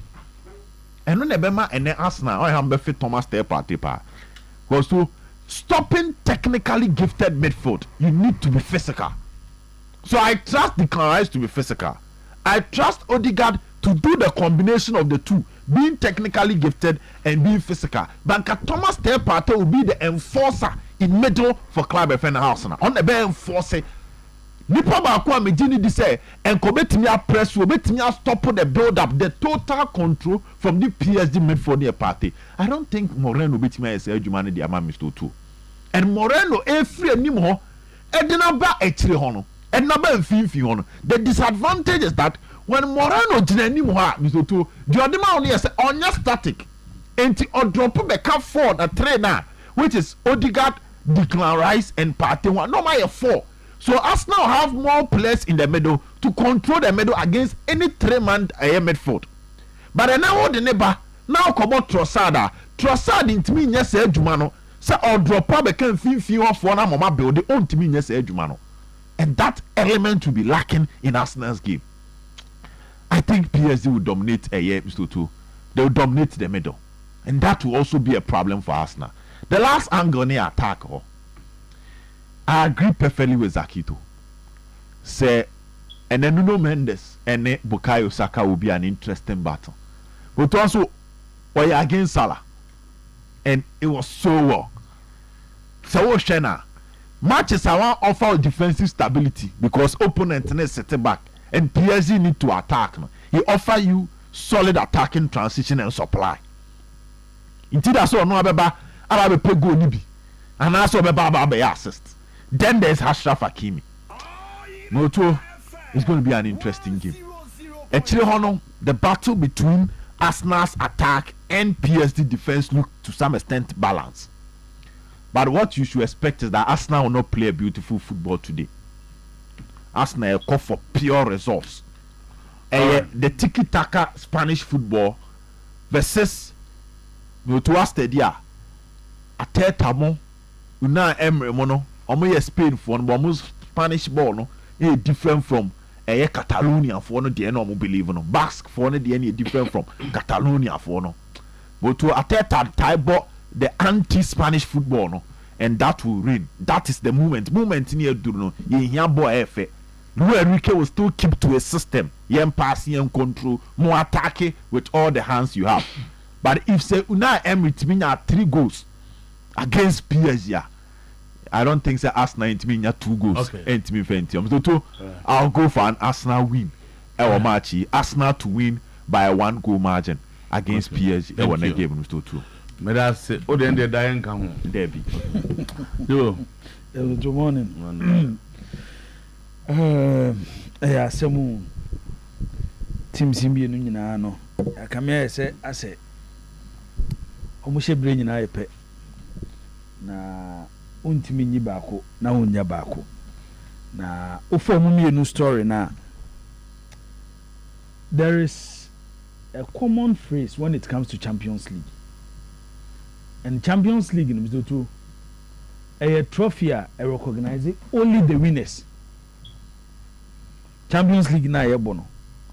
Yeria the wajin kwan yeboni din. Wa wodi second. Wa wo say oko semi final, oko quarter final. Champions League ni mo din. And recognize it. Nti said bibi be yam fatu ho a. Yanko ye board the first stage of the Champions League, the first 8 teams na qualify no. And they omo 8 ni mo ma me do semi final obi na obebo mu din. Ya trust that stage no. Until they will be in the group stage no. When you do semi final, the Champions League will not talk about you. And me can once them say any above group stage na me na me cap top 8 on there be we free. Until you gina semi final is here no. Nobody is going to talk about Real Madrid the quarter final. Oh, be a Dortmund. Omo form na this season. So to me, stretch Barcelona was sitting do na yemo dey no Champions League in Kasa. Until there was this common phrase, Annabelle Paisley. And you saw Liverpool in the 80s when Liverpool had started some dominating the Premier League, then the league, and then the European Cups. Abreno. Omo chogo omo dressing room or say first is first, second is nowhere. First is first, second is nowhere. Only one funny thing about Zito football. My member jogging club on example I say. Some clubs spend 9 years at Liverpool as coach.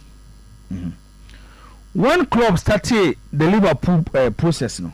Zito Olusu Europa Cup final.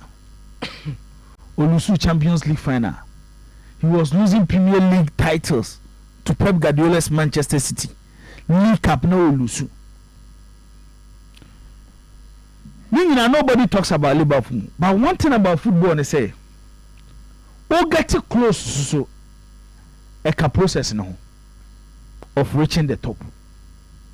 It's a club by na Europa ne Asheno final, Champions League final, na Real Madrid Asheno, Premier League, Untiminje, League Cup, ne aje finisem. Eventually, Liverpool will win the first Champions League with Jurgen Klopp in 2019. It was Omoji Premier League, Omoji EFL Cup, Omoji FA Cup. It was starting now no lose no, I know getting closer no. Nani na can the process of getting closer to win trophy home. Yefama Arsenal and PSG. Arsenal under Mikel Arteta, Zito, winning only one trophy. That is the FA Cup, 2019-2020 season, the COVID season. Omoji wile no. This has been Arsenal. Omako semi-final of Europa, Omulusu to Villarreal. Omako semi-final of EFL Cup, Omulusu to Newcastle. When you check these two semi-finals, no games are because based on the opponent, Arsenal show money there. Arsenal beat me at Shomo, but eventually Arsenal lose here. The last 3 seasons of the English Premier League, Arsenal nearly second. So for this period under Mikel Arteta, Olusu semi-final, Europa Cup to Villarreal, Newcastle, Premier League last 3 seasons, Nina were this second. This season here, Hessen Kobe Mountain challenge to win the Premier League, but that challenge went me from Liverpool. Say na better no. sɛ wa failure na Mikel Arteta nya ade nti bia Arsenal pam no yes ubetimi akasa because within this period ni nyina wa get closer by when timi win it is second is nowhere but what ya first is first but olusu based on baby oberich no ni nyina part of the process and then when you pick club a friend say Arsenal they are no more pretenders. Arsenal nye pretenders biom omo ye challenges. Now this is where clubs are Arsenal feel some no more class in the Premier League. Zito Omoko. Arsenal we knew omo last Premier League trophy year ben 2003 2004. When you say after that period shadi bi Arsenal get 4 FA Cups. After that period Arsenal get 4 FA Cups. Emu 3 Wenger and a 1 Arteta. From 2003-2004 that period na be sina ye kasai Manchester City age 19 trophies, Chelsea age 18, Manchester United age 15, Liverpool age 10. The clubs will move to Mrika eja Arsenal. And trophies no marginal ever to the phrase first is first, second is nowhere. Yampo yanyin say Arsenal ni PSG. Arsenal story ni similar to PSG. Arsenal in their history as a football club about 1 Champions League final. PSG in their history as a football club about 1 Champions League final. PSG lose to Bayern Munich. Arsenal lose to Barcelona. You know, nobody talks about Arsenal. 2006 Barcelona Nigeria. 2019 Bayern Munich Nigeria. Nobody will talk about these 2 clubs no more lose. It's me. Arsenal mount a challenge. Process no omoko. But they will need a trophy to say process no omoko no afedi aswaba. And they started from there. You wanna get me here nearby return leg ni here. Wa be film di aye mo di mo wa film. You better recognize mom ko ball final no. It means to this is the story around the game. Kakrabi yemfa the tactical aspect of the game na yenhwe na yemfa nkowie e wo score line se de besi akọ. These are 2 different teams. Luis Enrique e was just 1 game plan. E fa am fa asa. Arteta e coaches names to even at a point of sacrificing the philosophy to get results. Say na be describe Arsenal team, what is their philosophy, what is their style of play, and then yet you be antimi nkyere because you want Arsenal all boy a game of full say based on the star or no Arsenal na master possessive football no the one na kwa akobọ ni ye chen no it yen sacrifice your philosophy to be more defensive ni find results. Arsenal against Manchester City you know Manchester City 5 but ode kofa PSG any Aston Villa game no press PSG, stop them from playing their game, controlling the game no. You know the defensive shape of the PSG team. They started conceding chances and then eventually Villa had to share a 3 goals a game no 3-2 but because of first leg results no NML PSG qualify here no by the semi-final. It is to beat Luis Enrique. What he understands you possessive football no say what me overcome here what you Luis Enrique. And typical example is the first leg their first game of boy this season in the group stage. Arsenal conceded possession because in the Champions League not even Barcelona and they work quick passing when they are in possession than PSG. Their midfield 3 Fabian Ruiz, how they control the ball, their interpositional play, their quick passes, and how they are able to find their forward line. Omunim yechen Barcelona, omunim yechen Arsenal, omunim yechen Inter Milan. It's when you talk about this PSG team, it's a Barcelona ya builder of France. Akabo no mo bono. Barcelona mo na boss abo no. But because they are being coached by a former Barcelona student who understands total football ebe ni tiki taka and wakwa coach PSG team no mobo. It teams of my imagine best stand toe to toe with them to say Liverpool. Instead of going for results, Liverpool person will beautify or mobile no mobile to get results no. Or man team stand the PSG. One team be too to their game. They be that. It's nay game na ye kwa kobono. Said the Obed Key to kind. Arsenal end decided so best stand toe to toe with the PSG team. One of the PSG weakness ni Zito. When omo attack you. Now utiminya shape wall. With defensive shape no utiminya ni ye. Now we are good on transitioner. A be problem at the moment. And you know em which is ade no. Say offer teams say back four in Europe. Makasa ade we na me say so.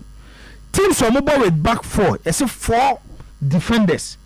One at the right back, one at the left back, 2 center backs no. Sebaso mu defender currently in Europe teams are mobile back four nyina no the only defender ya Asa because of how they shape their back four. One typical defender as their right-sided defender, 2 typical defenders as their center back, and 1 attacking fullback as their left back. It's in Louis Kelly, Timber. This is where Zito they don't win game they will lose game they Yemfa dey went to screen so near had the importance of Bukayo Saka to the Arsenal team and the importance of either Bakola, Desire and Asa Kwaraskelia because omobo yebo group stage no Kwaraskelia na woni PSG but we be add BB to the PSG team which and very very important. It's a game between Bukayo Saka and Kwaraskelia, not Osman Dembele. Our PSG highest scorer this season in all competitions. So this is PSG attack. A come first one more attacking you. You were the left side, the right side, and at their central area. 40.9% of PSG attack. Efa on the right side of attack. 33.6% efa their left side. Into right in one Bakola, left in one Kwaraskelia, then central 22.5. Into HSA. Omunye Tima, omo attacking mostly from their central area, even though omo strong midfielders. It be the biggest strength on the right side. So far Arsenal biggest threat to any team defense on the right side, but be Bukayo Saka bono. Into the HSA say. And then you be a battle between Nuno Mendes and Bukayo Saka. The be battle no a big advantage to Clubber. Your friend say a friend either PSG and Arsenal. This is Arsenal and to show Arsenal team throughout their Champions League period 40% of the attack effort the area Bukayo Saka wo. And at 35.6 effort baby a Martinelli wo. And at their central area baby a Odegaard wo, baby a Declan Rice wo, Thomas Partey. Whether they will play Mikel Merino most of the attack no more central. This is how Arsenal I attack. Key points Mizoto Nuno Mendes, Bukayo Saka, Timber, Kwaraskelia. One thing is certain. People might rate Vinicius because playing for a big club like Real Madrid. Any the Real Madrid debate table no. Who you play na you don't have a Real Madrid you be building. But Adeba kwa make am obi eti say. So who defended against Vinicius this season? Now who defended against Kwaraskelia this season? Defending against Kwaraskelia this season is more difficult than Vinicius. Kwaraskelia ni fit ni quicker than Vinicius Junior. It is a Timber up in the game no. So who defended against Bukayo Saka because Oyusu ni 2 feet no. Aya won baby right. It in game no more bon Zito. Either Kwaraskelia will decide the game for PSG and Ase Bukayo Saka will decide the game for club friends Arsenal. These 2 players, it's Mendes and then Timber. Kobo the semi-final of the Cup Winners' Cup. You know, na Arsenal you mo film akwa final akwa Parma 1-0. History favor Arsenal because almost your semi-final of an European competition. But this is a different game because you 2 legs no. you get a good resource, go and defend well in the second leg and get qualification to the final. Enti ene game na Bema Boda ye kwa kobo no. Maybe far from Zito the ene game I be more goals. Because Arsenal defend so well. Enti ye hwe game ni dia Bema Boda. Mama Arsenal 1-0. Bravo, Ngoy. I am. He said, "Me aye no, ayi na ba ko de da ya be bu nti na say." Draw we got a 2-1 2-1 1-1. You come Arsenal say I see Arsenal winning by at least a 2-goal margin. I doubt 2 the wedding. Arsenal nya 1 goal margin cry they will qualify. Baba Eofie. The second leg. Eofie. Tama ti over 12. Ni ai bonte sorry mama ye benya sound na na we kasa foforo. O kan kan. I said no over chiri why there. Sound no ho no. Anti ayi mwaye kakra e bon no. Bon mwaye na me se ye ti asem na uchirim. Se ha no. Yo kasa bia ne de uchirim. On chirim na de send o kan na. Ene ya chirim. O se mi. Ya chirim pa cho. No na zo mama as en grind. Pa so bia kan. Mama me fantinyan kan. Bom yentie kasa na very important. Yeah. Ni ai bonte no amu say one Akambi also be the players no ma ba park no so. Na mu match we no one je before fine nipo. I said that is some catch no. O we ma go park no so bi. Minim de say say on be fine no. Mo be just upon so. Yeah, boni yentie. Ba wase na sa so no mo go ball. Na do we feel run be a party. Eh no want to be there. Na we feel will be a party as we call them. Na feel we a party we feel if you know ba betia. Kotara, again, me I want that boy. Me chamo ke papa. Femo ojomo ko me.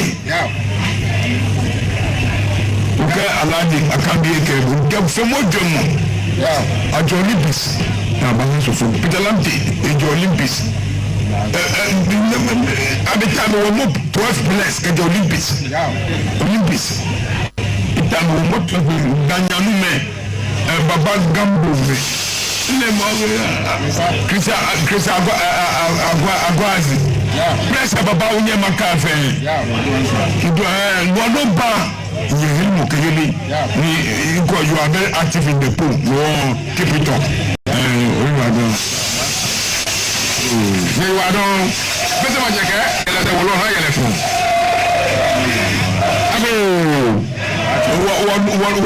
wo nu pa ko nu me wo tunu ake wo tie ask kotoko mi le che mama ligi ye ke papa ke yes me tan wo fresh we are going to repeat the history of House of Food next week Sunday no nya papa very well who achieve for him e ka do 4 times this and we for so who America ya ma be who na kai wo match ne ko do te alaja kan wo ma cha bole you are no okay Devin Bacho Tremuna. O say the first part no wo ka Benjamin Mensa goalkeeper no first asari o say omo egdu baby no na asempedifo no peso be na coach ni ka kire ono se ope boy no free boy ni ka kire se masa ye fa player bi afi Olympics back house obe ya ade nti bra na boy no so di eya so tie e baaye no wogide wa boy ni mu se obetimi abon homode aboa house of folk nti onya abotre na djuma na wodi nu house of folk nti ofi ono na wo se ni mpedifo na ka gu na so se ko se da be house na ko match na ono a be di tim nanim ade aba park no so na match we e oni Akambi no do ten na ebo match no ti Ebi o kan ekome na ekome amam ekome de nim say ba ya ba ko nti say we dey ebi akọ omunya be ba ko ai and o ka say history be repeating ho. What is the history? Has beating Kotoko 4-0 at the class. I don't know what can and no has no can and Osaka can say what is say was it Kotoko has at 4,000 say say that nanka say obi show bi ato so 4 nanka has na yes 3 and a 4 am sure what aso 4 Sam MC5 close to 4 who say there was MC president okay 4 times on the last season Togwe even ni I won't tell him say so kotokozo hini na ye chairman MC man kan kire no MC man kan kire no town match we is a bit different from the area no pa we the match we the be ma ho sir just a call home what is scores number maybe match day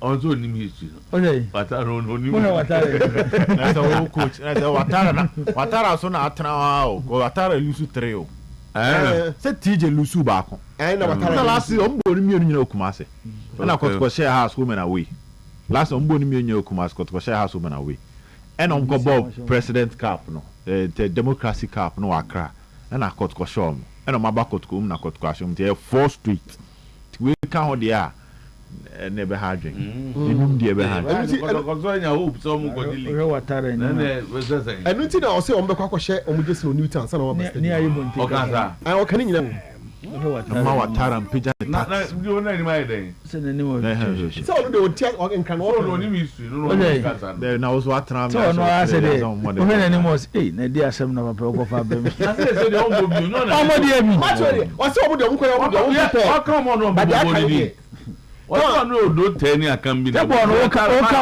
di ebesi bi ẹ̀yẹ́ Watara. ṣé mo kọ yé de mu yẹ wíyà mo bẹ free park nso akọ tena stance ni. ẹ bọ a na aka coach ni place. báwo kọ́ ọmọ ọ̀nà ọ̀nbẹ̀bọ̀ wà mú Watara di. wọ́n kẹ́sẹ́ coach wẹ́n ẹ̀ coach mi. ọ̀ṣun ọ̀ní àkànbí. ebi so ẹnu àwọn amúni dín náà ama Watara ní. ayé kò wọ́n sá mímí wọ̀ họ́ so mi àmọ́ ẹ̀ sẹ́lẹ̀sì nù. táwọn na ẹ̀ntọ́kọ́ ní sọ́tẹ̀ Sunday o. ẹ̀yí sẹ́ bọ́ọ̀nù bẹ́yìn sẹ́ fídíò náà ayi na na penkra na abase de ne sakoto ne nsɛm na ɔka kyerɛ na sɛ me de misa to me sɛ me de ɛbɛhyɛ mo ɛna safo gye fi besum abase fi wɔ sɛ masa safo gye fi wɔ ba ɛno so na asɛm ketewa stadium Sunday no ɔwɔ kurom a safo gye fi giga wɔ abase so na wate ni ayi mo ntenka enti ne yɛ ka kyerɛ sɛ deɛ mu yɛ no stadium enti ɛsɛ but ɛsɛ yɛ safo because safo ka kyerɛ abase sɛ sɛ ti bia no K5 mo sa asɛm na na yɛ amɛnsa mo ɛnɛ kɔ ɔmo ni hɔ de togu akasa wo ɔmo kɔ yi K5 mo kɔ ɔmo kɔ yi tama wonte ye omko baabi baabi omko baabi bi dem omko baabi le ya we ne omko baabi omko match ni de nya agro match o ha ni tama video ni na penka ni abas eno so na nya asem keto akra wo sa abas 2 days no si ha wano so we on si ha abas 2 days no si ha so akotia na penka wo de ne sato ne sayam abas na penka no eni so afi de wo hu safu je fi beba sisi a wa pa ma bas fi wo be su na to atwene ba bi kra so masa ma ye ni abre Sunday o nya agro 100.7 oh that I can be baba but I safu je fi ba say me ntwantro we say video ti enche wo be hu na we dey say nya ade da bi ha na bas ko dwele numu no ana safu bu fu ye no na ka che say masa wo dey ba to wo ho na bas say we me sa to say me dey wo bo a be hye mo na safu je fi ba that's what to be here you ba go guni for na za mo kwa za che so to aye nchato ani de ne nchato mo to nchia na bas ko ya no safu dia no be kase babo we na ye ngwa every time on Sunday the Ghana the biggest fixture in Ghana calendar and they say be mo dan kan ho bi the omu dan kan ho bi once it is House of Folk and Kotoko it is the biggest fixture and it is building up. It is building up. We sad debate no. Manchester Liverpool no. Say say the Ghana crowd there declare. Osimo bi anko fama. Okay. Because ukofa ba 2020. Na fe Liverpool for na kofa Europe na ba na fe asomasi. Okay. And we nya the ben hu ni bi enye one big difference no waka say dia. They settled now. It is settled say the biggest club and the most successful club in England. Most trophies than them. Don't tell you. But I have more trophies on Don't tell you. League, you know, we are 2020 champions to the champ. Who's a brave new trophy baby, you know, we are trophy baby. Don't tell you that. I settled that. So we're ready as one. Oh, yeah. And I do. Oh, and I settle crowd. I'm on Razakito now, cried. I mean, I catch him. That's still I have the most trophies. Oh, just you, they wouldn't move Zakito.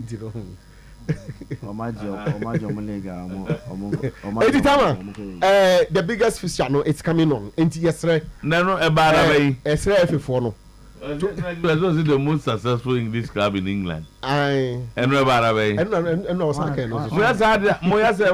Chelsea in England. What in England? Liverpool. Oh, okay. Now you're outside England. Oh, some of them are English clubs. And definitely see a rank English clubs. And the most successful Ghanaian football club.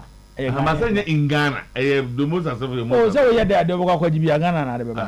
And the most successful English club, Liverpool. Liverpool. So at all princess are United now, because I don't cancel me this uncle.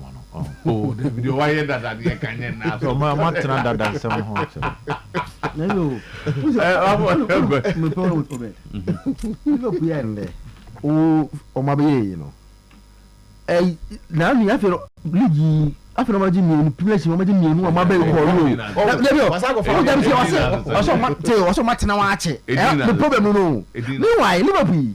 How many years of Martin after my Jimmy, my baby call United 20? In the last 10 years, and Liverpool supporters and Yaji, and I'm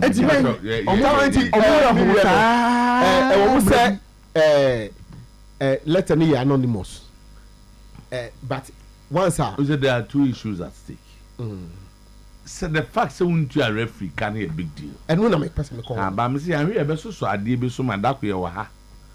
Now ubi here and then referee fiabe aba duma mo abeka say.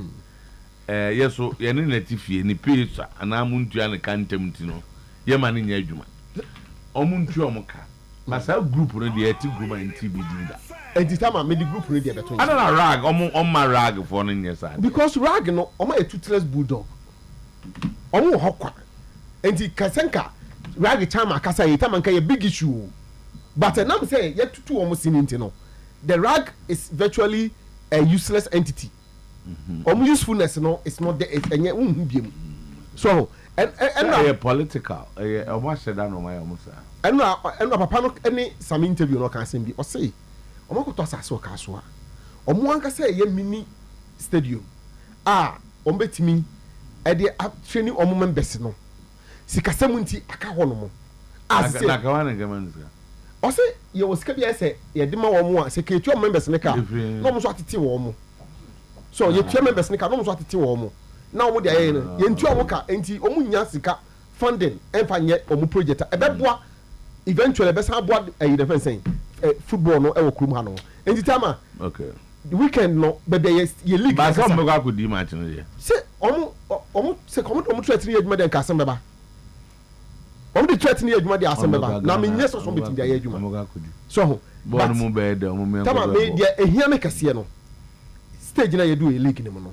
so omo dey referee ni ka mo hwe betima dey asem beba I wouldn't hear go do for me mean ka so mo ko ehia na me ka o so be don't say just say the referees can be compromised easily omo ni skill na uti omo ka on compromise but we say they come do no dey what dey am dey omo bribe no ya na different kakra o so enti tama yesre and omo kunya jo because Ghana ajebo bo wa no da bia the referee vocal when they 21 matches oh yeah at any point in time the referees are in arrears like your car into I kept me bemba just say omo je bribe there no ma dia te o and omo enti dey ho so no ngomo ni etiawa na born in family kwa da kwaja che na yen hwe eye ni aibunta asem no ka no ehu match no moto me ba ho sisia when the Kings project no on say time me te se kotoko ma but why mu na ye adwuma yi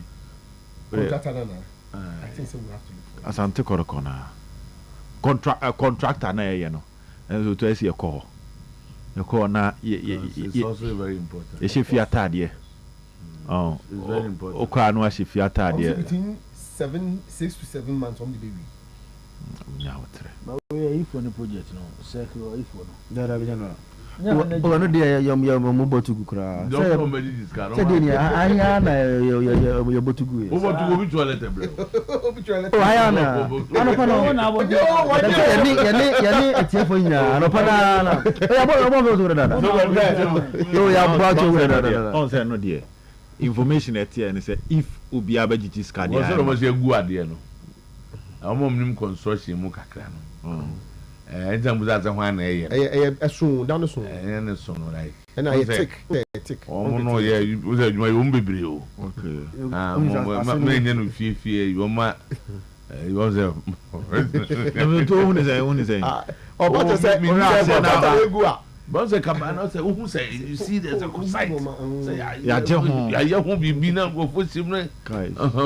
But I feel number 2 form. Okay. In these 7 months, this will be ready. Yeah, 6. But why should the gym be within the secretariat?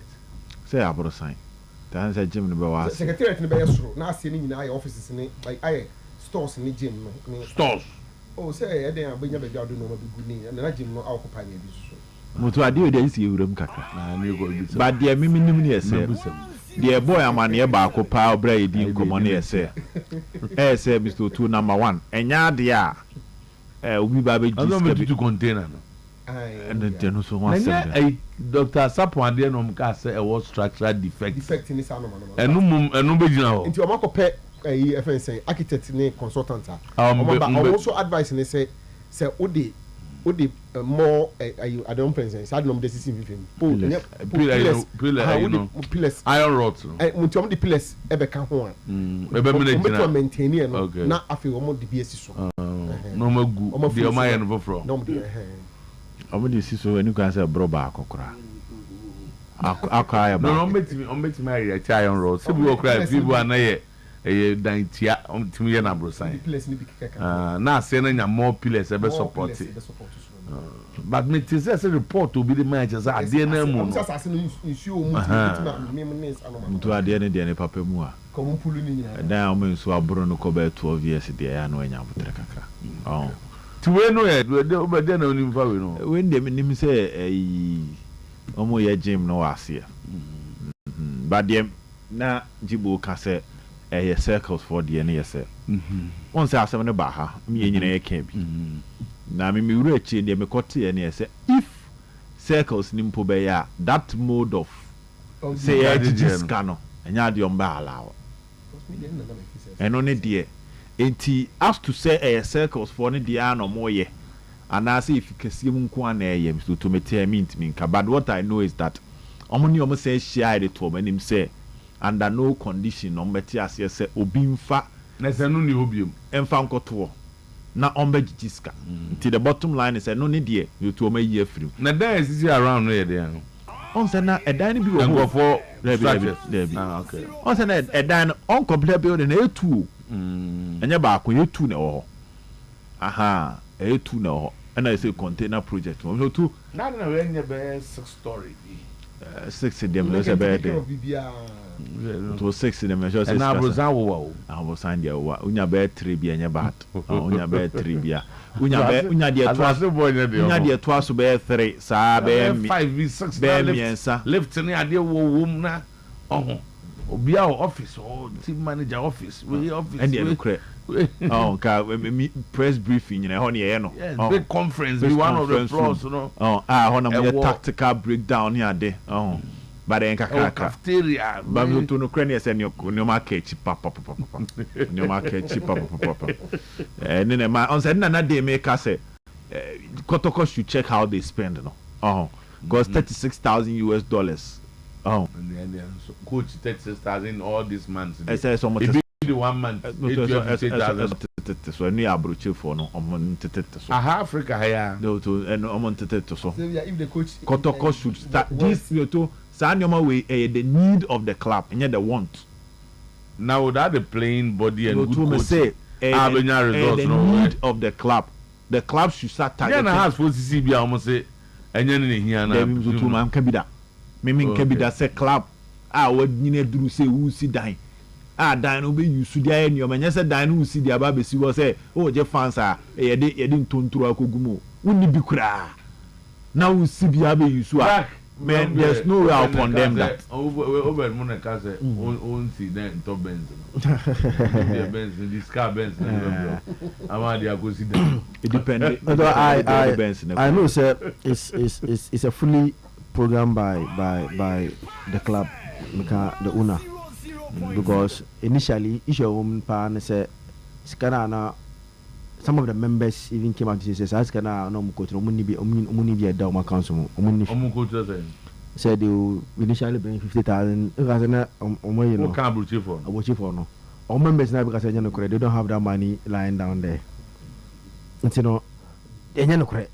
And more members now about bottom to some minister beer door or Mudiba to some of my project.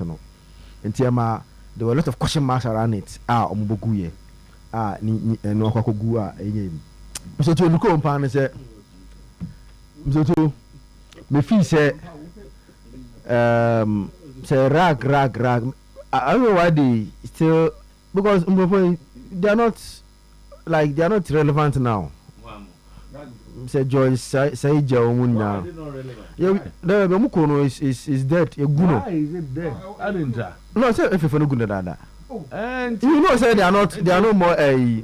Referees focus here to and say elect their president. Whether the GFA is making them useless or not, referee phone is here to you on president. But the FA now doesn't see. And what happened was that when a lot of these young boys were brought in, penny phone film, then the man. The same strategy on the air gaka. Why Mika you write a letter, like say anonymous, and you want people to take you serious. Just say, "I am." We know said Oyerepa 21 weeks ampa, but say open say your kumamo. True. And so letter no. Fear of victim. And first one say, "It say more ankasa no, more if you don't have your own mujidia, you never can say and a referee say and see the Munkwada if you're not going to Sunday match from Semebri. Okay. And Semebri. You know what is our queen candy? Casabe 1 month. Oh, sir, okay. No. But you enjoy. Or you say, Bia, Sika na Bruce Bank or only be touches. Mount the HLda. You're not contact you. Young Lieutenant Tonchen. Now you have some net that one and say, a boy football and I say, boy football. And no crescent referees near Domoka 21 weeks. Annie. No mad commissioners. I didn't into your mocha. Yes, is Kenny ho. You into a referees nickel for 21 weeks. No. A dear Nebesi or a league in him. The referee no court, no niska. No be far for no friend. Oh, me fa okay sika. Oba mema 5,000. Be di bo na mame oko obedi. Many areas yes here. See any more, see any more. Mr. Tonya important. Ghana hanano your biggest problem. Eye no kreka. Na is where FA president. Why is papa bia no wasafo. Zito. Da bia no wetwe ne lenso. Ne dem so mpakura won tobi. Do when atare ese no abonten a wo ga papa di uska. It's a good strategy. So what me say ba wo ko run dem a empakura ne bi okay sana ye free president why throughout the whole weekend last week e bona baso akoye second vice e wo caf hwan ne sa anyoma no ba ne fie so nye hwenyoma e koso. This is a proper way of promoting match fixing. Referee dey e kwa papa obi abenya dia promote match fixing ni. They say so match fixing Zito o ma upgrade no. They say they should take it mama for kwa abochire koye. O ma upgrade match fixing no. It is a o da association bia no. Na association a wo da no Zito. O the association na association no. Untimi ntua referees ka. These are referees Zito. They can easily determine games. Eti clubs no, open so ka check clubs ne say, ene ye ma mo sumo kwan. Se mo betimi manipulate referees na mo manipulate wo mo, na mo fanya results. Eti fair league ne aboy. How do you celebrate this as a president of an association? Wey, untimi kan chem say we position as second vice president of CAF more important than the Ekos wo member. Which serious association is ADW? But ye jat watra obi anka ho asem because Ghana had a celebrity mediocrity. Dey here and a celebrity. That is where we are. Etimide enu ana me ka che ba for na won tia se. Wa ahoden ye, wa woni ahoden ye besisiu. Clubs no. And eventually it affects our league because you be no to e be na team no ya de pa no oni sika de be ma referee it want to be league onya de no na say all the time say onya de also ya de o ba bia how yet here boboy you to aka 6 matches ni be we league na me no be na do stage bia na me teams akese na me di o mo ho ya no say FNT team ko twa ba bia ni Go Stars game Entimi twa Nations FC game. No, me be a question. Say yentimi go twa baby any Go Stars game. Yentimi twa Nations FC game. Yentimi twa Heart of Lions game. Adan na esi be twa kotoko ne Hearts game. Stage ya yeduri. Say wa hoden na woko. Ana me boa, wa hoden na woko. Eti wa hoden no kwa be fa so a wa hoden so be ba fa so e kwan a Zito ye metwa game at le do stage ya league ya interesting a manfo ni ba ho aka be ma league no ni ni aba ho kakra no Nations bo an ye hwe Go Stars bo an ye hwe Kotoko bo an omo in contention to win the league trophy near the selling league no but then Zito selling the league is not important to the FA. Thank you, Jibo. Insha Enyimre on highway 102.7. All right, 20 Association of Rural Banks games